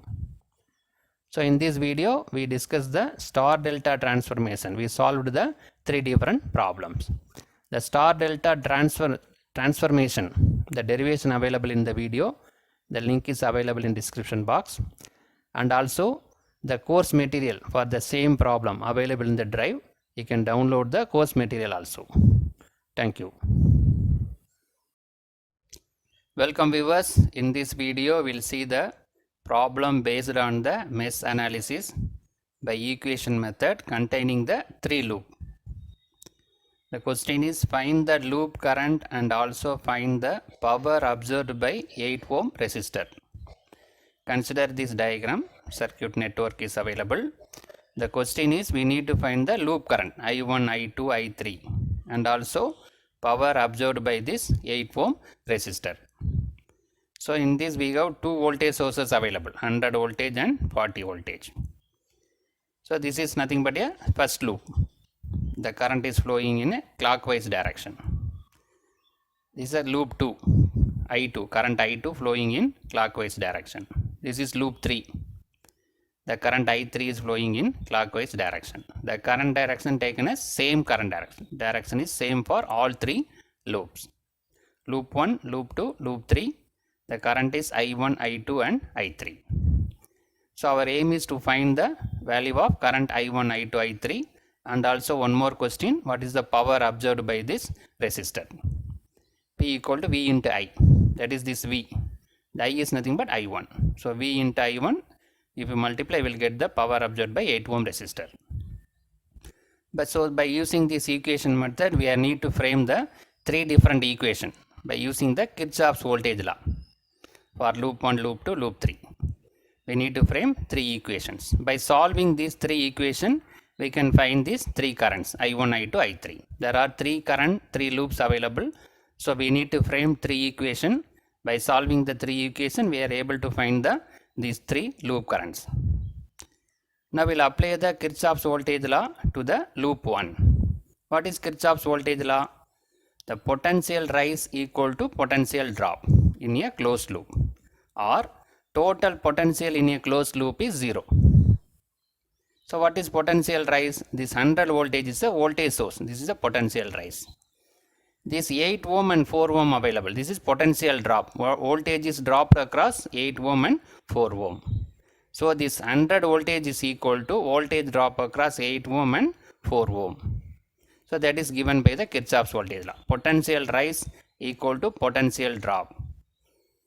Right? So based on that, we can frame the equation. So potential rise 100 equal to, here this is the supply voltage, so that 100. See the current direction, it is flowing in clockwise direction. That is from, in this source, it is flowing from downward to upward. That is minus to plus, negative to positive. So that 100 voltage. Voltage is rising here. See the direction. So it is going like this. It is going upward. So it is going like this, negative to positive, so that here 100 voltage. What is the voltage drop across this 8 ohm? V equal to I into R. What is I? I1. I1 is flowing through 8 ohm. So 8 into I1 is the voltage drop. Right? So in 8 ohm only I1 is flowing. So 8 into I1 will give the potential drop. What about this 4 ohm? So in the closed loop what we have? This 100 voltage, 8 ohm and 4 ohm. This 4 ohm, what are the current flowing? See that there are two currents are flowing through the 4 ohm. So because it is connected common between loop 1 and loop 2. See this I1 current is flowing and also I2 current also flowing. I1 current is flowing downwards. I2 current is flowing upwards. Both are opposite direction. So we need to subtract. The difference between these two current will be flowing through 4 ohm resistor. So that 4 I1 minus I2. Right? So in the 4 ohm connected between loop 1 and 2. So I1 current is flowing in downward direction. I2 current is flowing in upward direction. See the direction, upward direction. Both are opposite. So difference between these two current will be flowing through 4 ohm resistor. So that drop is 4 into I1 minus I2. While referring loop 1, I1 minus I2. If you refer loop 2, I2 minus I1. So we frame the equation 1. Voltage rise 100 equal to voltage drop across 8 ohm resistor, voltage drop across 4 ohm resistor. Now we frame the equation 1. Now we will consider the second loop. Loop means closed circuit. The second loop, what are the resistors available? 10 ohm, another 10 ohm and this 4 ohm. These three resistors are available in the second loop. First we will find the what is the current, what is the drop across this 10 ohm. Here the voltage source is not available, so it is 0. Potential rise or drop, potential rise is not available. Voltage source is not available, so it is equal to 0. What is the voltage drop across this 10 ohm resistor? This I2 is flowing through the 10 ohm. So 10 into I2 is the potential drop across 10 ohm resistor. What about this another 10 ohm resistor? This I2 is flowing in downward. This 10 ohm is connected between loop 2 and 3. So this the third loop current I3 also flowing in upward direction. See the current direction is coming like this and going upward. But this current is going downward. So both the currents are opposite direction. I2 is flowing downwards, I3 is flowing upwards. So I2 minus I3, difference between these two. I2 minus I3 is flowing through the 10 ohm resistor. So the drop across 10 ohm is 10 into I2 minus I3. Then we have one more resistor, 4 ohm. We already discussed. This 4 ohm resistor, I1 is flowing downward, I2 is flowing upward. So already we discussed I1 minus I2. But while referring the second loop, we need to write I2 minus I1. While referring first loop, I1 minus I2. While referring second loop, I2 minus I1. Because we are taking 2 as a reference. Now we calculated the drop across this 10 ohm resistor and another 10 ohm resistor and this 4 ohm resistor. So this is equation number 2. We framed the second equation also. Now we'll go to the third loop. In third loop, what are the elements available? This 10 ohm resistor, this 4 ohm resistor and one voltage source is available. So potential rise equal to potential drop. First we'll consider this 40 voltage source. See this, how the current is flowing in the downward direction. That is from positive to negative. It is flowing like this. From positive plate to negative plate. So this is a drop in potential. So we need to take minus 40. But in case of the first source, the current is flowing from bottom to top, negative to positive. So that plus 100. But here the voltage is going downward direction. That is from plus to minus. So that there is a drop in potential. From it is going from positive to negative. Potential is dropped here. So minus 40. Then what are the resistors available? This 4 ohm and 10 ohm. In 4 ohm only I3 is flowing. So 4 into I3. In this 10 ohm, we already discussed I2 and I3 is flowing. I2 is flowing downwards, I3 is flowing upwards. Both are opposite direction. So the difference between these two current will be flowing through 10 ohm. But while referring the loop 3, we need to take I3 minus I2. While referring loop 2, I2 minus I3. That is the only difference. So this is the potential drop. It's a voltage source. This is the drop across 4 ohm and this is the drop across 10 ohm. So we framed the equation 3. That equation also framed. Right? By using the KVL for loop 1, loop 2 and loop 3, we framed the 3 equation. By solving these 3 equations, we are able to find the value of I1, I2 and I3. Before solving, we will simplify this equation. Equation 1, 2 and 3, we will simplify. After simplify, we will go for the solution. Now we will consider the first equation. So this first equation is 100 equal to 8I plus 4 into I1 minus I2. So it is written here. First equation. Now we'll simplify this. 100 equal to 8I. This 4 is multiplied inside. 4I1 minus 4I2. This 4 is multiplied inside. So this 100 equal to 8I and 4I. 4I1. I1 available 2 times. 8I1 plus 4I. So this 12I1. This I2 minus 4I2. We will rewrite this. So that 12I1 minus 4I2 equal to 100. Right hand side and left hand side terms are interchanged. Now we can divide this equation by 4. So here 12, 400 is available, so that we can go for further simplification. The entire equation is divided by 4. So 12 divided by 4, 3. 4 divided by 4, 1. 100 divided by 4, 25. Right? So the equation 1 is now simplified into the form that we consider as equation number 4. 3I1 minus I2 equal to 25. Equation 1 is now simplified into form and is considered as a equation number 4. Now we'll consider this second equation. 0 equal to is available here. 0 equal to 10I2 plus 10I2 minus I3 plus 4I2 minus I1. Now we'll multiply this inside. So 0 equal to 10I2 plus 10 into I2 minus 10 into I3. Similarly 4 into I2 minus 4 into I1. This 4 is multiplied inside. Similarly here 10 is multiplied inside. So 0 equal to, so this I1 is available only one term, minus 4I1. This I2 is available here, 10I2, here one 10I2, here one 4I2. So 10 plus 10, 20 plus 4, 24I2. I3 only one term is available, minus 10I3. Now I1, I2, I3 everything are added and the equation is framed. Now rewrite this, minus 4I1 plus 24I2 plus 10I3 equal to 0. This right hand side and left hand side terms are interchanged. So here also we can divide by 2 for further simplification. 4 divided by 2, 2. This minus 4 divided by 2 is minus 2. 24 divided by 2 is 12. Minus 10 divided by 2 is minus 5. Right? Now the equation 2 is simplified. Minus 2I1 plus 12I2 minus 5I3 equal to 0. We'll take this equation number 5. Right? Now we'll consider this equation 3. We will simplify this equation 3. So equation 3 is minus 40 equal to 4I3 plus 10I3 minus I2. Now we'll go for further simplify. We can multiply this 10 inside. So minus 40 equal to 4I3 plus 10 into I3 minus 10 into I2.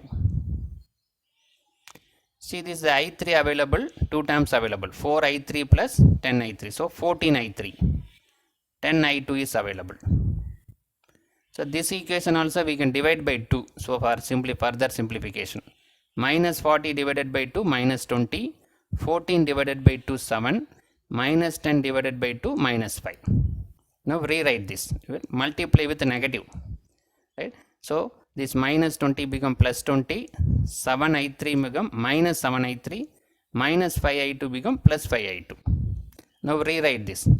So 5I2 minus 7I3 equal to 20. right? So the equation 3 is simplified and divided by 2, multiplied by -1 and framed the simplified equation. We'll take this equation number 6. Now equation 1, 2, 3 is simplified and it's given the new name, new number 4, 5, 6, right? So these equations are available here. So this is equation 4, 5 and 6. Now we need to solve these equations. By solving these three equations, we can be able to find I1, I2 and I3. First consider this equation 4 and 5. We will cancel this term I1. How will you cancel? See here 3 is available, here -2 is available. So equation 4 is multiplied by -2. Multiplied by 2. Similarly equation 5 is multiplied by 3. If we multiply in opposite side, both become 6i, so that we can easily cancel, right? So this equation is multiplied by 2, this equation is multiplied by 3 in order to cancel I1, right? So equation 4 multiplied by 2, what happened? 3i1 is 6i1 minus 2i2, 25 into 2, 50. Equation 5 is multiplied by 3, minus 2 into 3, minus 6. 12 into 3, 36. 5 into 3, 15. I3 equal to 0. Right? In order to cancel the term I1, here the coefficient 3 is available, here coefficient 2 is available. So, oppositely it is multiplied. This is multiplied by 2, this equation multiplied by 3. So that we are getting the same coefficient. Now, one is plus and one is minus. So, by simply adding these two equations, we can easily cancel this term. Right? We can add, no need to go for subtraction because one is positive, one is negative. By simply adding, this term automatically got cancelled. So sum of these two, 36 minus 2 is 34. Right? I3 is not available here, 15 I3. And in this side also, this is 50, this is 0. So 50 plus 0, 50. So now we got, after simplification, we got 34 I2 minus 15 I3 equal to 50. Let's take this equation number 7. So here only I2 and I3 is available. I1 is cancelled. Now refer the sixth equation. Here also I2 and I3 is available. So we can cancel either I2 or I3 between these two equations. Now we'll cancel this I2. How will you cancel this? Here 5 is available, here 34 is available. So we can multiply this equation with 34. Similarly, we will multiply this equation with 5. So that both the coefficient become equal and can cancel the I2. Now we'll go for that. So equation 6 is multiplied by 34. Equation 7 is multiplied by 5. Right? So that we got this value. See here both are 170. So we can easily cancel. But both are positive here. So we need to subtract. Then only it become cancel. The previous case one is positive, one is negative. So easily we cancel. By adding automatically it got cancelled. But here both are positive. So we need to subtract. So we'll subtract, what will happen? One is positive, negative means cancel. So here subtract, it become plus because we need to subtract. So minus 238 plus 75, that is nothing but minus 163 I3. Here also you have to subtract. 680 minus 250 is 430. So that I3 equal to minus 430 divided by 163. So I3 equal to minus 2.64 ampere. So now we got the current value I3, loop 3 current I3 value is calculated. By solving the equation, the first current is calculated. Now we can substitute this value in the sixth equation. Consider the sixth equation. If we substitute I3 value, automatically we can find I2 value. Right? So consider the sixth equation. 5I2 minus 7I3 equal to 20. In that we are going to substitute I3 equal to minus 2.64. So while substituting, what will happen? So 5I2 minus 7, I3 is minus 2.64, that is equal to 20. So 5I2, so both are negative. So 7 into 2.64 is plus 18.48. This is minus 7, this is also minus. So become plus. that is equal to 20. So 5i2 equal to 20, bring this term in the right hand side. So 20 minus 18.48, here positives are that become negative. So 20 minus 18.48 is 1.52. So 5i2 equal to 1.52. So that i2 equal to 1.52 divided by I. So 1.52 divided by I is 0.304 ampere. Now we got the second loop current I2 also. I3 already calculated. By substituting this, we got the I2 value. So by using the I2, we can be able to find the I1 current. In order to find the I1, consider the equation number 4. Here I1 and I2 is available. So by substituting I2, we can easily find I1. So substitute I2 equal to 0.304. So 3I1 minus I2 is 0.304 equal to 25. Bring this minus 3.04 in the right hand side. So that 3I1 equal to 25 plus 0.304. So by adding these two, 25.304. So 3I1 equal to 25.304. So I1 equal to 25.304 divided by 3. By simplifying, we got 8.44 amperes. So the I1 current is 8.44 ampere. Now we got all three currents, I1, I2 and I3. In that I3 is negative, I1 and I2 is positive. What is the meaning why we got the I3 is negative? We assume the I3 current is flowing in clockwise direction, but we got the answer as negative. It means that the current is flowing anti-clockwise direction, right? So you can take any direction. Accordingly, you will get either positive current or negative current. We got the negative current, that indicates the direction what we assumed is not correct. The current is flowing in opposite direction, that is anti-clockwise direction. Now one more question is there. Power absorbed by 8 ohm resistor. What is 8 ohm resistor power? Power equal to V into I. So the 8 ohm resistor connected near 100 voltage. The current flowing the 8 ohm resistor is I1, 8.44. So 844 watts, right? Power absorbed by 8 ohm is V into I. This 8 ohm is connected nearby the voltage 100. The current flowing through this 8 ohm is I1, 8.44. So 100 into 8.44 is 844 watts. So in this problem, we consider the mesh analysis. The problem is solved by equation method by using the Kirchhoff's voltage law. The same problem solved by matrix method. That another video is available. The link is available in the description box. You can view that same problem solved by matrix method. Thank you. Welcome viewers. In this video, we'll see the mesh analysis by solving the equation by using the matrix method containing the network containing the 3 loop. Mesh analysis by matrix method having the 3 loop.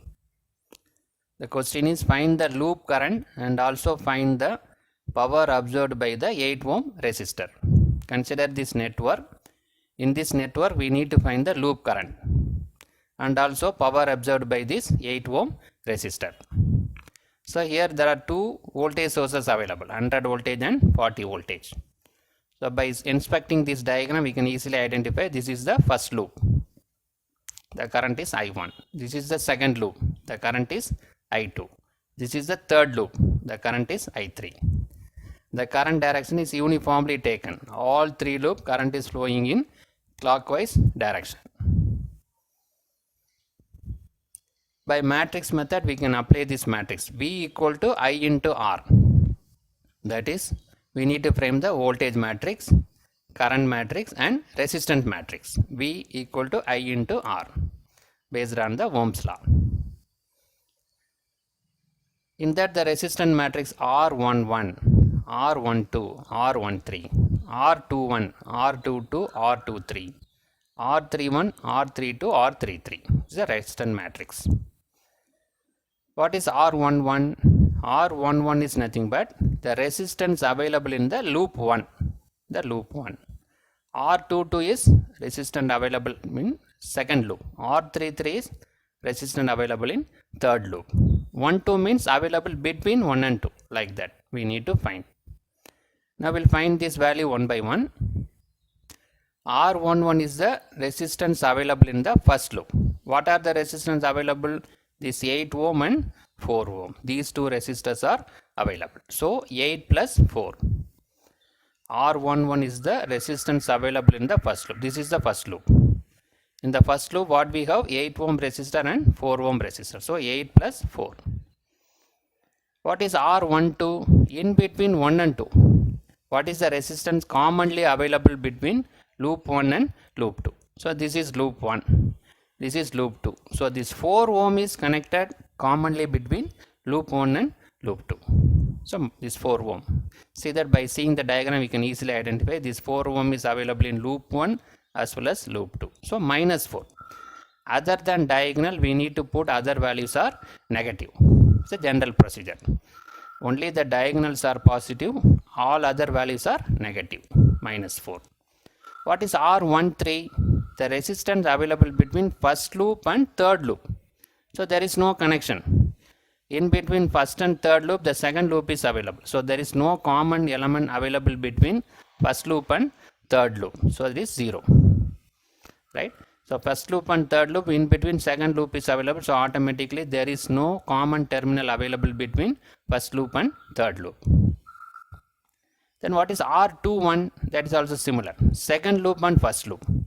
R12 means first loop and second loop. Here second loop and first loop. Both are same. This 4 ohm is available between first and second loop. So it is minus 4. Then R22. What is R22? The total resistance available in the second loop. So this is the second loop. 4 ohm, 10 ohm, another 10 ohm. These three resistors are available in the second loop. So we need to add this 4 ohm, this 10 ohm and this 10 ohm. 4 plus 10 plus 10. R22 is the total resistance of the second loop. In second loop we have 4 ohm, this 10 ohm and another 10 ohm. 4 plus 10 plus 10. What is R23? The resistor commonly available between second loop and third loop. So this is the second loop. This is the third loop. So that this 4 ohm is available, this 10 ohm is available commonly between second loop and third loop. See that by seeing the diagram we can easily identify this 10 ohm is available in second loop as well as third loop. So it is minus 10. Then R31. Third loop and first loop we already discussed. R13 is similar to R31. So there is no common terminal between third and first loop, 0. Then R32 is similar to R23. The resistance between second and third loop. Here third and second loop both are same. So it is 10 ohm minus 10. Then R33. What is R33? The resistance available in the third loop. What are the resistors available in the third loop? This 10 ohm and 4 ohm. These two resistors are available in the third loop. 4 ohm and 10 ohm. 4 plus 10. Right? Now framed the resistance matrix. Diagonals are positive. Other than diagonal, all elements are negative. What is current matrix? That we need to find. I1, I2, I3. I1, I2, I3. These two are unknown parameter we need to find. What is voltage? In the first loop, the voltage is 100. See the current direction. The current is flowing from down to up. That is from negative plate to positive plate. So rise in potential 100 plus 100. See the current direction. Current is flowing upward direction from bottom to up. So negative to positive. Potential is increasing. So it is plus 100. In the second loop, the voltage source is not available. 0. In the third loop, this 40 voltage is available. See the current direction 40. This I3 is flowing from top to bottom. That is positive terminal to negative terminal. So that drop in potential minus 40. Right?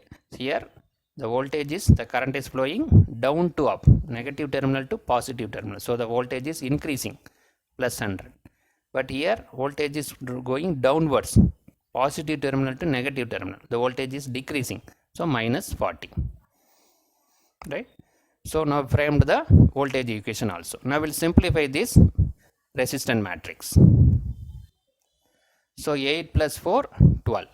then minus 4, 0.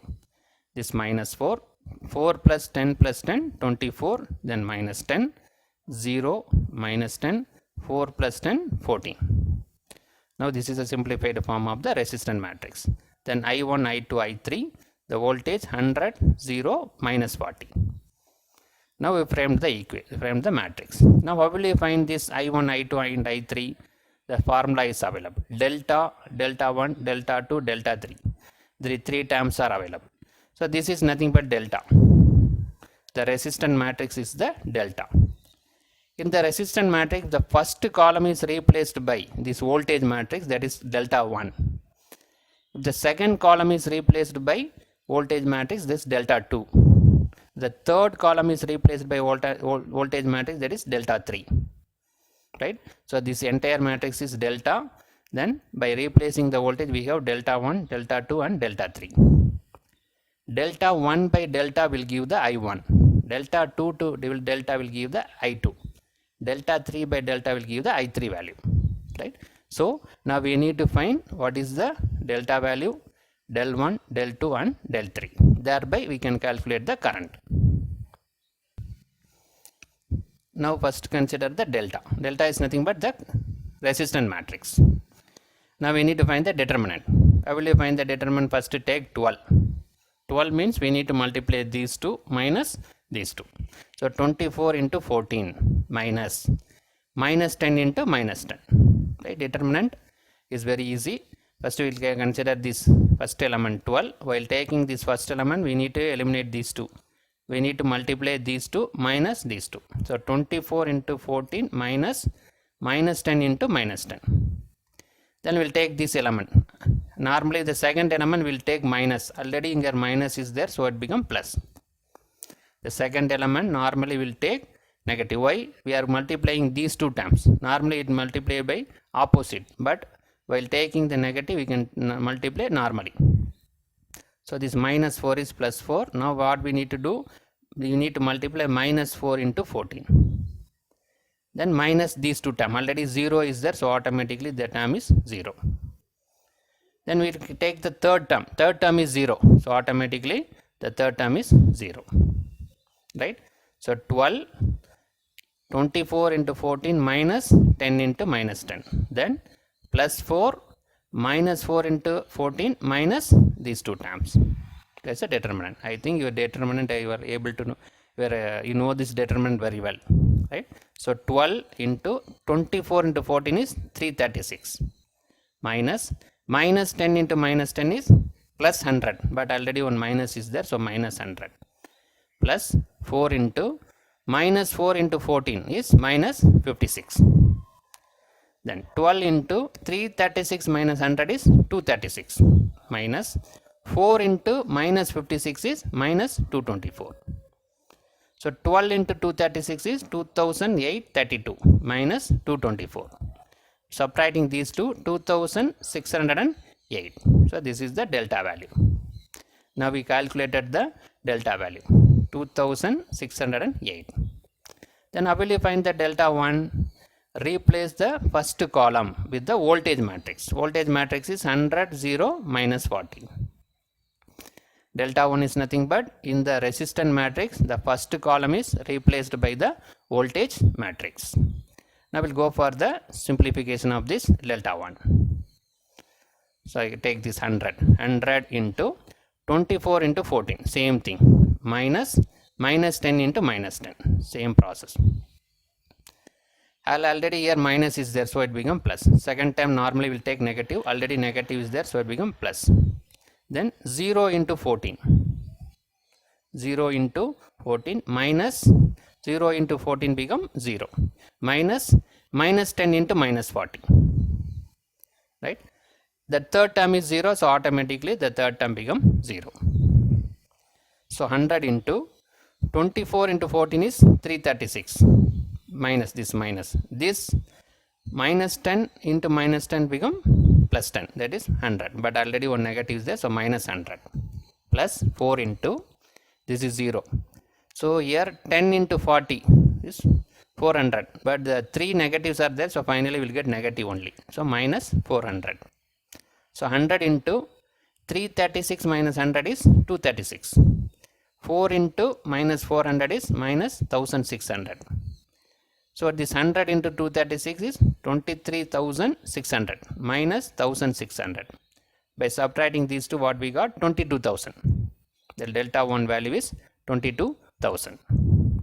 Now we'll go to the delta 1 value. Now we'll go to the delta 2. What is delta 2? We need to replace the second column with the voltage matrix. First column as it is, third column as it is. The second column is replaced by the voltage matrix. Here the first column is replaced. Now the second column is replaced. Now we'll go to the determinant. So 12 into 0 into 14, that is 0, minus 10 into minus 40, right? 12 into 0 minus of minus 10 into minus 40. Then here while taking the second element we need to put negative, minus 100 into minus 4 into 14, minus 10 into 0, so automatically 0. The third term also 0, right? Now we need to simplify this. So 12 into minus 10 into minus 40 is 400 plus 400, but our negative is there, so it becomes minus 400. 3 negatives are there, so finally we'll get negative only. Minus 100 into minus 4 into 14 is minus 56, right? Now 12 into minus 400 is minus 4800. Here minus 100 into minus 56 is plus 5600. So this is negative, this is positive, so while adding we'll get 800. The delta 2 value is 800. Now we'll go to delta 3. So the delta 3 is nothing but third column is replaced by the voltage matrix. First column, second column as it is, third column is replaced by voltage matrix. Now we'll go to the determinant. 12 into 24 into minus 40, 24 into minus 40, minus 0 into minus 10, that is 0, right? 12, we need to take 12 multiplied by 24 into minus 40 minus 0 into minus 10. This is the first term. Second term, while taking second term, this negative, already one negative is there, so it becomes positive. While taking second term, we need to multiply these two, minus 4 into minus 40, minus these two 0, so automatically 0. Take the third term, 100, multiply these two, minus 4 into minus 10. This side 24 into 0, automatically 0. So 12 into 24 into minus 40 is minus 960, plus 4 into minus 4 into minus 40 is 160, become positive, plus 100 into minus 4 into minus 10 become plus 40. 4 into 10, 40, both are negative, so become 40. So 12 into minus 960 is minus 11,520, plus 4 into 160 is 640, 100 into 40 is 4,000. Now we need to add. Only this is negative, these two are positive, so the final value is minus 6,880. So delta 3 we are getting negative value. Delta 1, delta 1, delta 2 are we got positive. Delta 3 we got negative. Now we calculated delta 1, delta 2 and delta 3. From that we can able to find I1, I2 and I3. What is I1? Delta 1 by delta. 22,000 divided by 2,608. That is 8.44 ampere. The current flowing through the first loop I1 is 8.44 ampere. What is I2? Delta 2 divided by del. 8,000 divided by 2,608. That is 0.306 ampere. Second loop current is 0.306 ampere. Then I3, delta 3 by delta, minus 6,880 divided by 2,608, minus 2.64 ampere. So the loop 3 current is negative, minus. Why we are getting negative? The negative sign indicates the current is flowing in opposite direction. What the direction we assumed is not correct. We assumed the clockwise direction. The negative symbol indicates the current is flowing in the anti-clockwise direction. That is not a matter. you can take any direction of current, but in the answer automatically you will get, if it is the direction what you choose is correct means positive, if the choose is not correct means you will get negative. From that we can easily identify whether the chosen direction is correct or not. We have one more question. Power absorbed by 8 ohm resistor. V into I. Power is V into I. The voltage nearby 8 ohm is 100. The current flowing through the 8 ohm is I1. So 100 into 8.44 is 844 watts. Power absorbed by 8 ohm resistor is 844 watts. The same problem solved by equation method. The link is available in the description box. The viewers can see that also. So in this problem, we solve by matrix method. I1, I2, I3 is calculated and power absorbed also calculated. Thank you. Welcome viewers. In this video, we will see the problem based on the nodal analysis by equation method. The problem contains the 3 nodes. The question is find the node voltage for the network shown below. So the network is available here. So there are 3 current sources available. The resistors are connected. By inspecting this diagram, we can easily identify this is the node 1. We'll take this is the node 1. The voltage at node 1 is V1. This is node 2. Node is nothing but junction point. The current source and the resistors are connected together. So this is the second node. The voltage is V2. This will be the third node. The voltage at the node is V3. So this is the reference node, the return point. Reference node, node 4. But the potential at this reference node is 0. So we have 3 nodes. 1, 2 and 3 with voltage V1, V2 and V3. And fourth node is the reference node. So our aim is to find the node voltage V1, V2 and V3. The current sources available, see the current direction.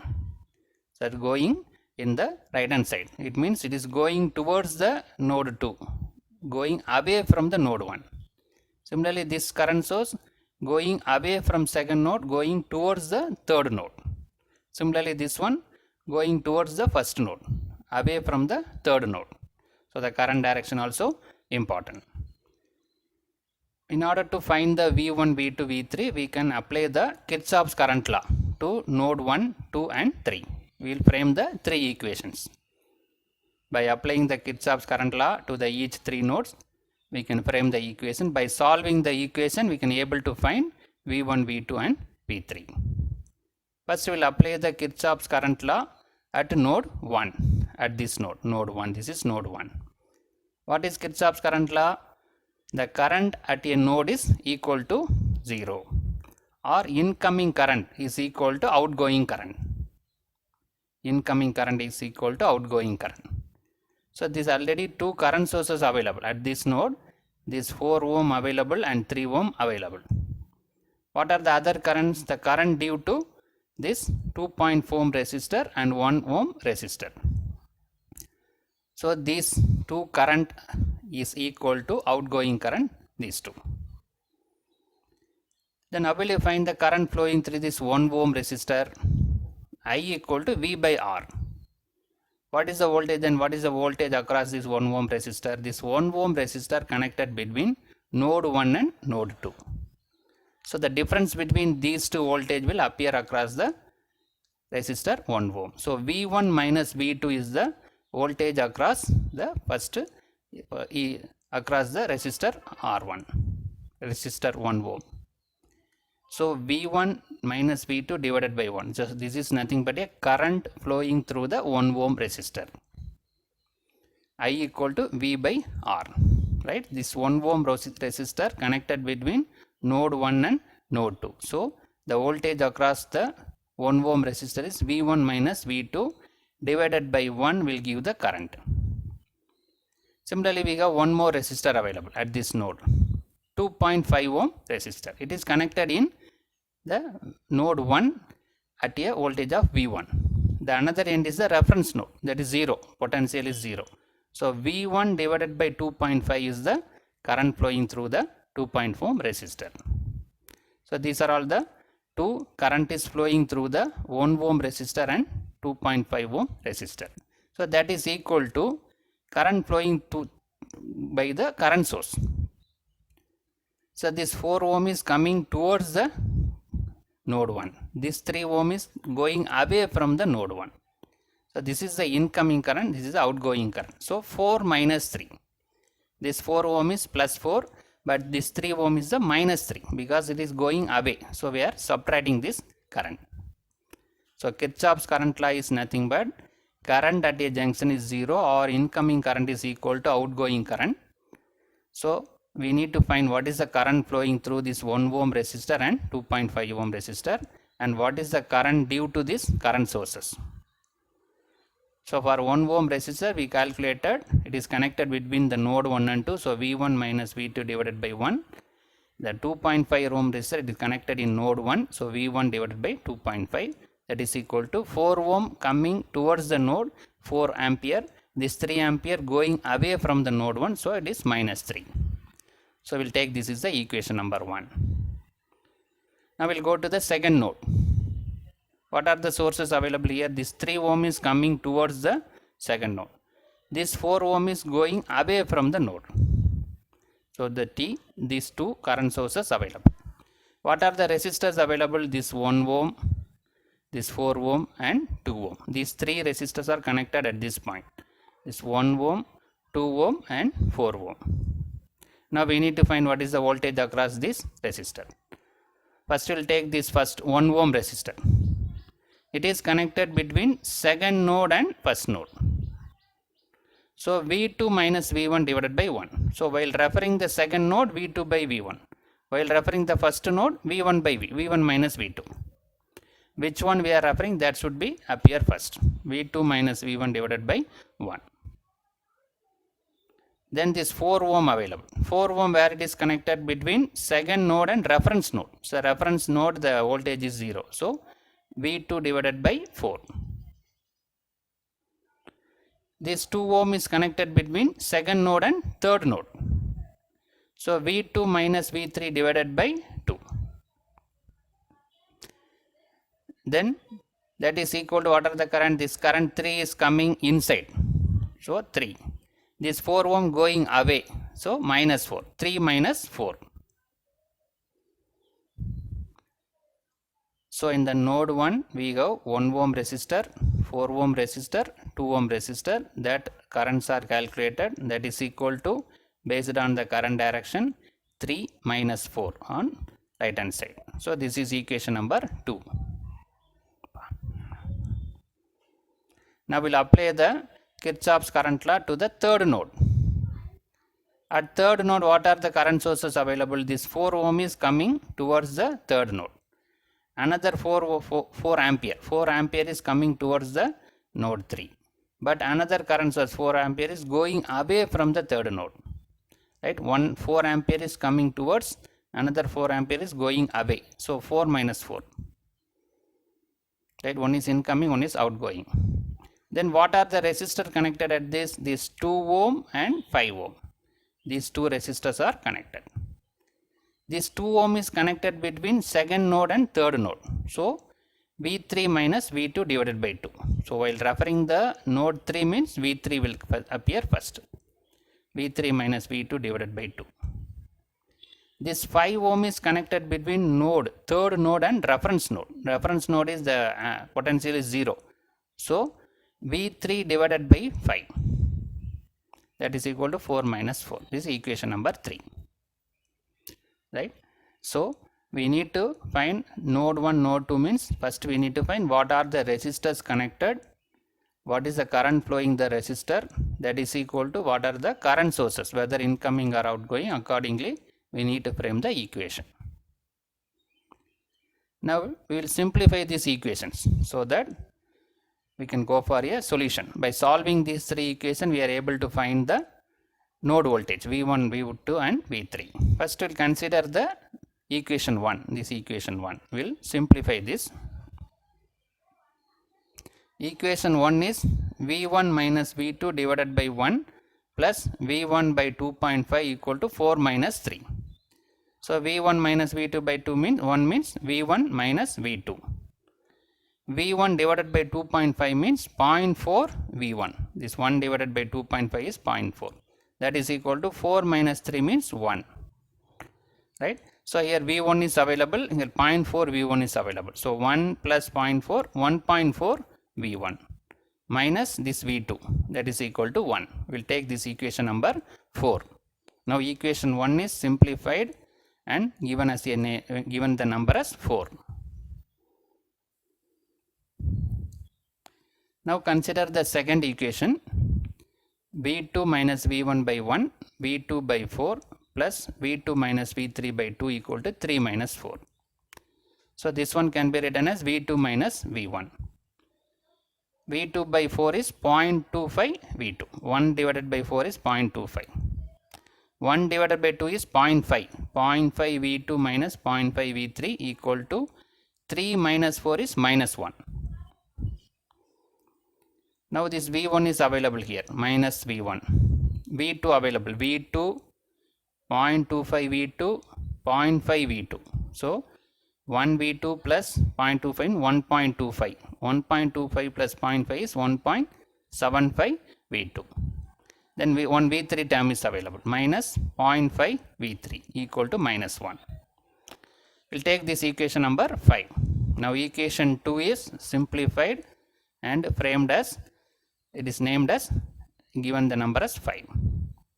Now we'll take the third equation, V3 minus V2 divided by 2 plus V3 by 5 equal to 4 minus 4. So this 1 by 2 is 0.5. So 0.5 V3 minus 0.5 V2 plus 1 divided by 5 is 0.2 V3 equal to 4 minus 4 is 0. Here the V2 is available, V1 is not available, so minus 0.5 V2. V3 available 2 times, 0.5 V3 plus 0.2 V3. So 0.5 plus 0.2 is 0.7 V3. That is equal to 0. We take the equation number 6. Now equation 3 is simplified and given the number as 6. So from equation 1, 2, 3, we framed the simplified equation 4, 5, 6. Right? So these 4, 5, 6 equations are available. So this is equation 4, 5 and 6. So by solving this equation, we are able to find the voltage V1, V2 and V3. Now consider the equation 5 and 6. In this we are going to eliminate the term V3. Okay. From equation 5 and 6 we can eliminate V3. In order to eliminate, here the coefficient 0.5 is available, here 0.7 is available. So you have to multiply in a reverse order. This equation is multiplied by 0.7. This equation is multiplied by 0.5. So that we will get the same coefficient 0.35. Right? In order to cancel this V3, this 0.7 is multiplied with equation 5. 0.5 is multiplied with equation 6. So that we will get the same magnitude, same coefficient in V3. So equation 5 is multiplied by 0.7. This equation available. Equation 6 is multiplied by 0.5. This equation is available. See, these two are same. One is negative and one is positive. So easily we can add these two equations. Because one is negative and one is positive. By adding, automatically this got cancelled. So 0.7 V1 is available. V1 term is not available here. Here 1.225 V2, here minus 0.25 V2. So by adding these two we got 0.975 V2. That is equal to 0.7, minus 0.7. Another term is 0. We will take this is equation number 7. Right. Now we have V1 and V2. Now consider this equation 7 and equation number 4. See, in this we can cancel this term. V1 is available here, here also V1 available, here V2 is available. So 0.7 is available, here 1.4 is available. So if you multiply this equation 7 with 2, here also we will get 1.4. So that we can cancel the term V. Now we'll go for this. Now we are going to cancel the term V1 between equation 4 and equation 7 by multiplying 2 in the equation 7.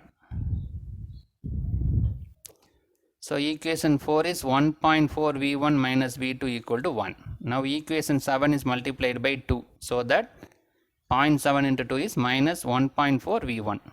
Then 1.95 V2 equal to minus 1.4. Now see, these two coefficients are equal. One is positive and one is negative. So simply we can add these two. So this got cancelled.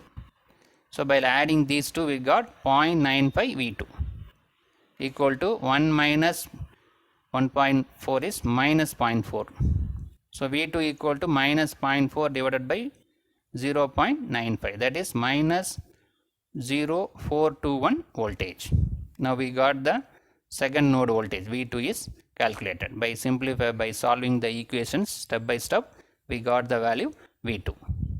From V2 we can find V1 and V3. Right? So that equations are available here.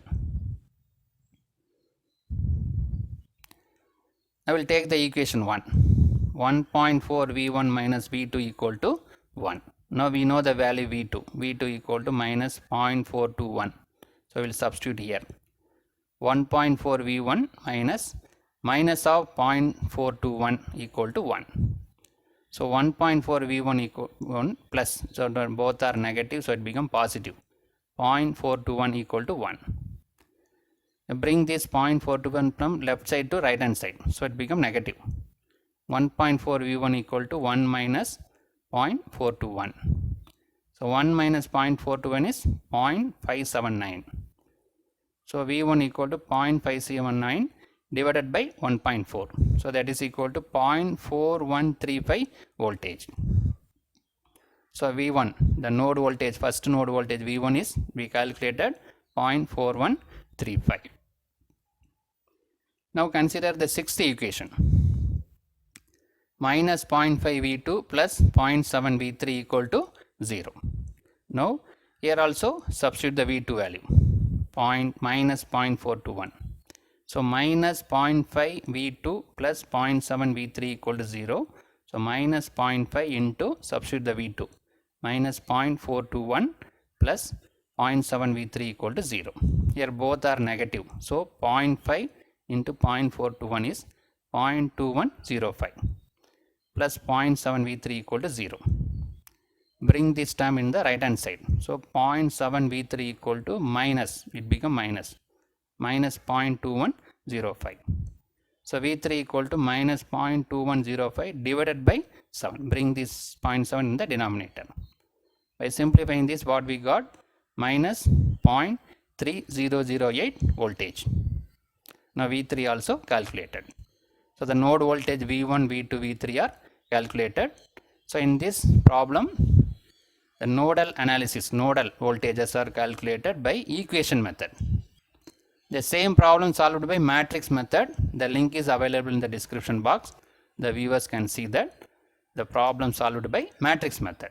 Thank you. Welcome viewers. In this video, we will see the nodal analysis by matrix method containing the three nodes. The question is, find the node voltage for the network shown below.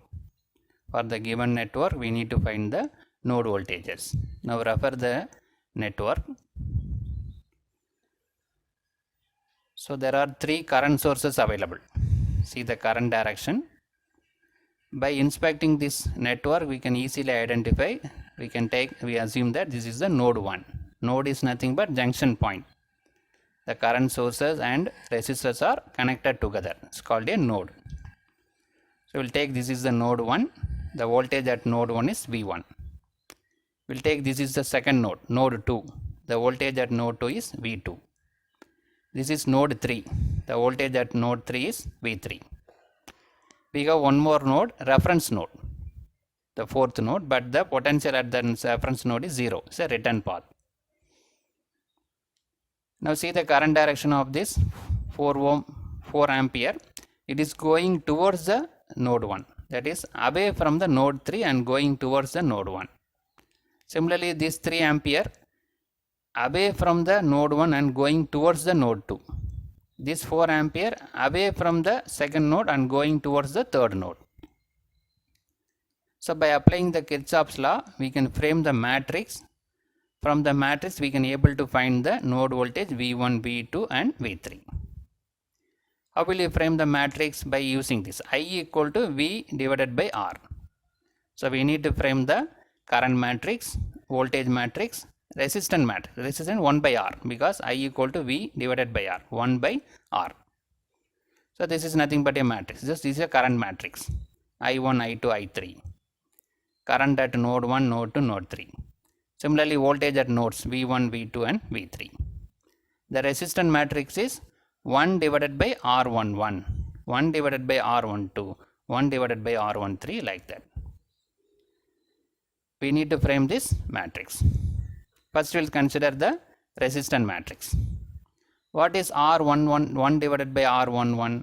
R11 is nothing but the resistors connected at the node 1. What are the resistors connected at node 1? We need to identify.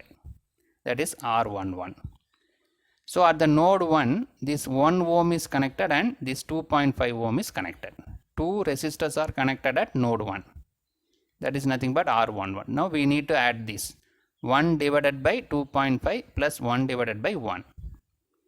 So R11 is nothing but resistors connected at the node 1. That is this 1 ohm and 2.5 ohm is connected. So here we need to write 1 divided by R11. So that 1 divided by 2.5 plus 1 divided by 1. What is R12? The resistor connected between node 1 and node 2. See this is node 1, this is node 2.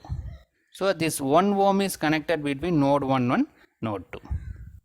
Commonly available between node 1 and 1, 2. So this is nothing but R12. So 1 divided by 1.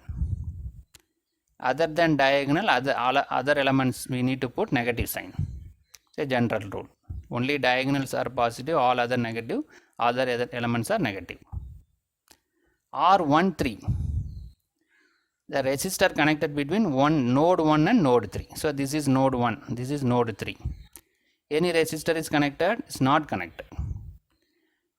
Resistor not connected between 1 and 3. So it is 0. There is no connection between this node 1 and node 3. So it is 0. Similarly, R21 connected between second node and first node. Second node and first node. Same thing. This 1 ohm. This 1 ohm is connected between second node and first node. So minus 1 by 1. R22. What is R22? The resistor connected at the second node. What are the resistors connected at the second node? This 1 ohm, this 4 ohm and this 3 ohm, this 2 ohm. 3 resistors are connected at second node. That is called R22. We need to add all these 3. So this 1 ohm is connected, 4 ohm is connected and 2 ohm is connected. So 1 by 1 plus 1 by 4 plus 1 by 2. So this is nothing but R22. R22 means the resistors connected, sum of the resistor connected at second node. R23. What is R23? Connected between second node and third node. Second node and third node, this 2 ohm is connected between second node and third node. So minus 1 by 2. Already this negative, other than diagonal negative. So 23 means connected between second node and third node. So this 2 ohm is connected between second and third node. So minus 1 by 2. Then R31 connected between third node and first node. Between third and first node, then resistors are not connected. No resistors are available. So it is 0. R32. Same thing. Connected between third node and second node. This 2 ohm. So R23 and R32 are same. Connected between second node and third node, or third node to second node, same. This 2 ohm. So minus 1 by 2. Then finally R33. What is R33? The resistors connected at the third node. What are the resistors connected at the third node? This 2 ohm and 5 ohm. These two resistors are connected at third ohm. So 1 by 2 plus 1 by 5. Right? 1 by 2 plus 1 by 5. Now we framed the resistance matrix. So R11 means the resistors connected at the node 1.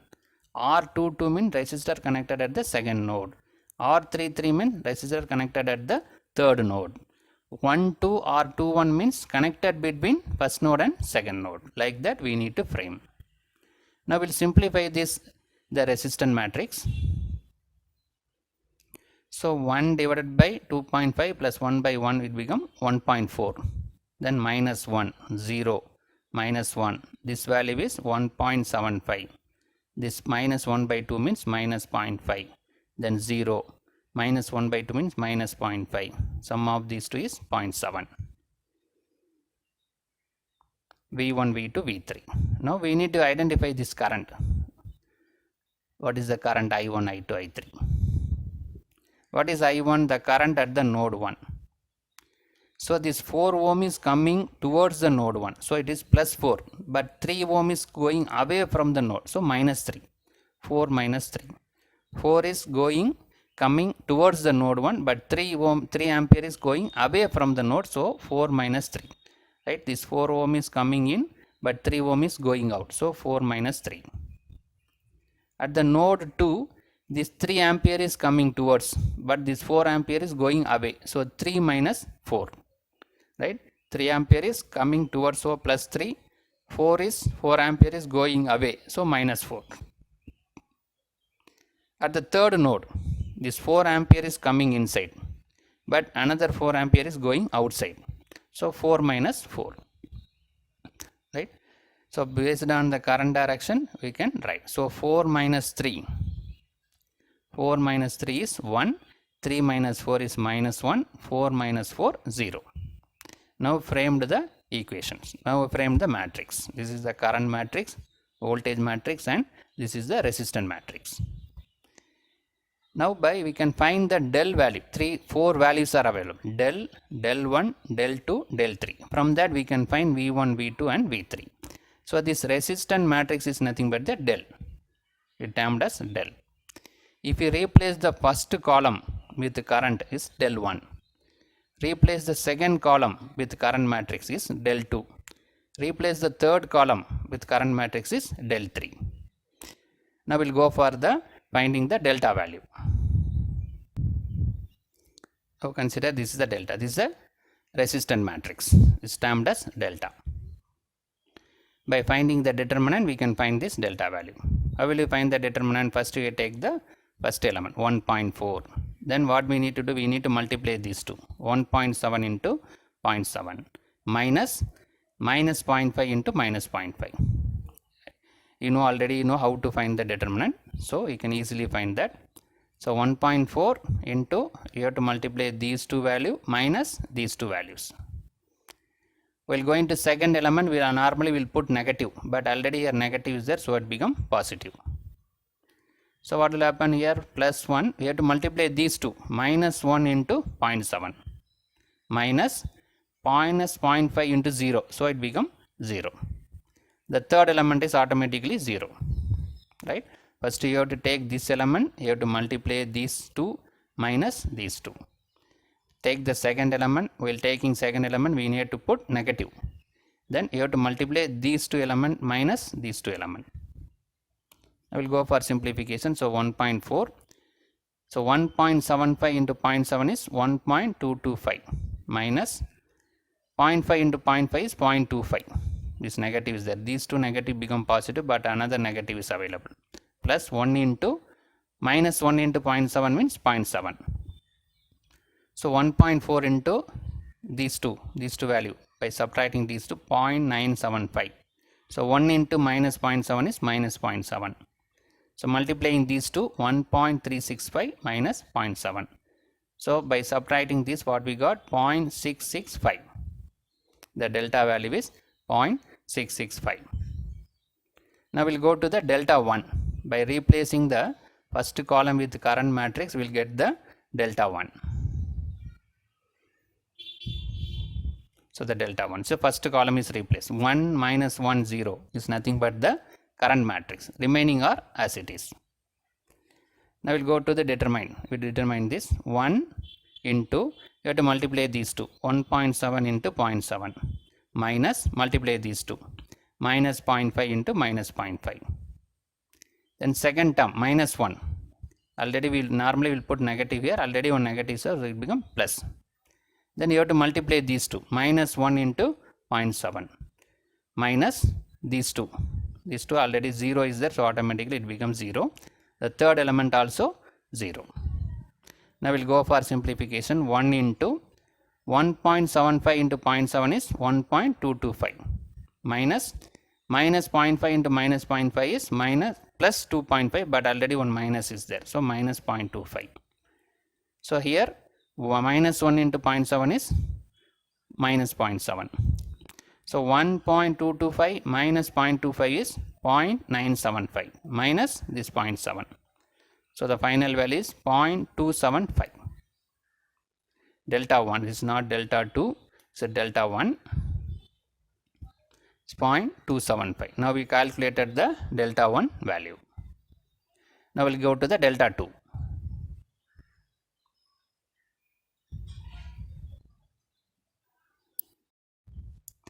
Now we'll go to the delta 2. Delta 2 means the second column is replaced by the current matrix. Right. Now 1.4 into minus 1 into 0.7 minus 0.5 into 0, so that becomes 0. The second time normally we will put minus 1 minus. Then 1 into 0.7 minus 1 into 0.7 minus these two value while multiplying it's 0. The third element automatically 0. So 1.4 into minus 1 into 0.7 is minus 0.7. Minus 1 here also minus 0.7. So 1.4 into minus 0.7 is minus 0.98. So minus 1 into minus 0.7 is plus 0.7. So by adding these two, what we got? Minus 0.28. So the delta 2 value we got negative minus 0.28. Now we'll go to the delta 3. Delta 3 means the third column is replaced by current matrix. So 1.4 into 1.75 into 0 minus minus 1 into minus 0.5. Then plus 1. Here negative is there, so it becomes plus 1. But both are 0. Minus 1 into 0, 0. This minus 1 into 0 also 0. Then third element 1.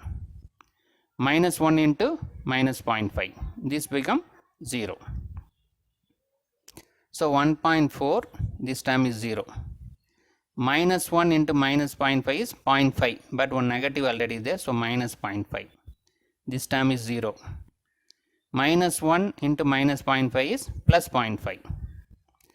So 1.4 this minus 0.5. 1.4 into minus 0.5 is minus 0.7 plus 0.5. So it is minus 0.2. Delta 3 also we got negative minus 0.2. From this delta 1, delta 2 and delta 3 value, we can find V1, V2 and V3. So V1 is nothing but delta 1 by delta. 0.275 divided by 0.665. That is 0.4135 voltage. V2 is delta 2 divided by delta. Minus 0.28 divided by 0.665. That is minus 0.421 voltage.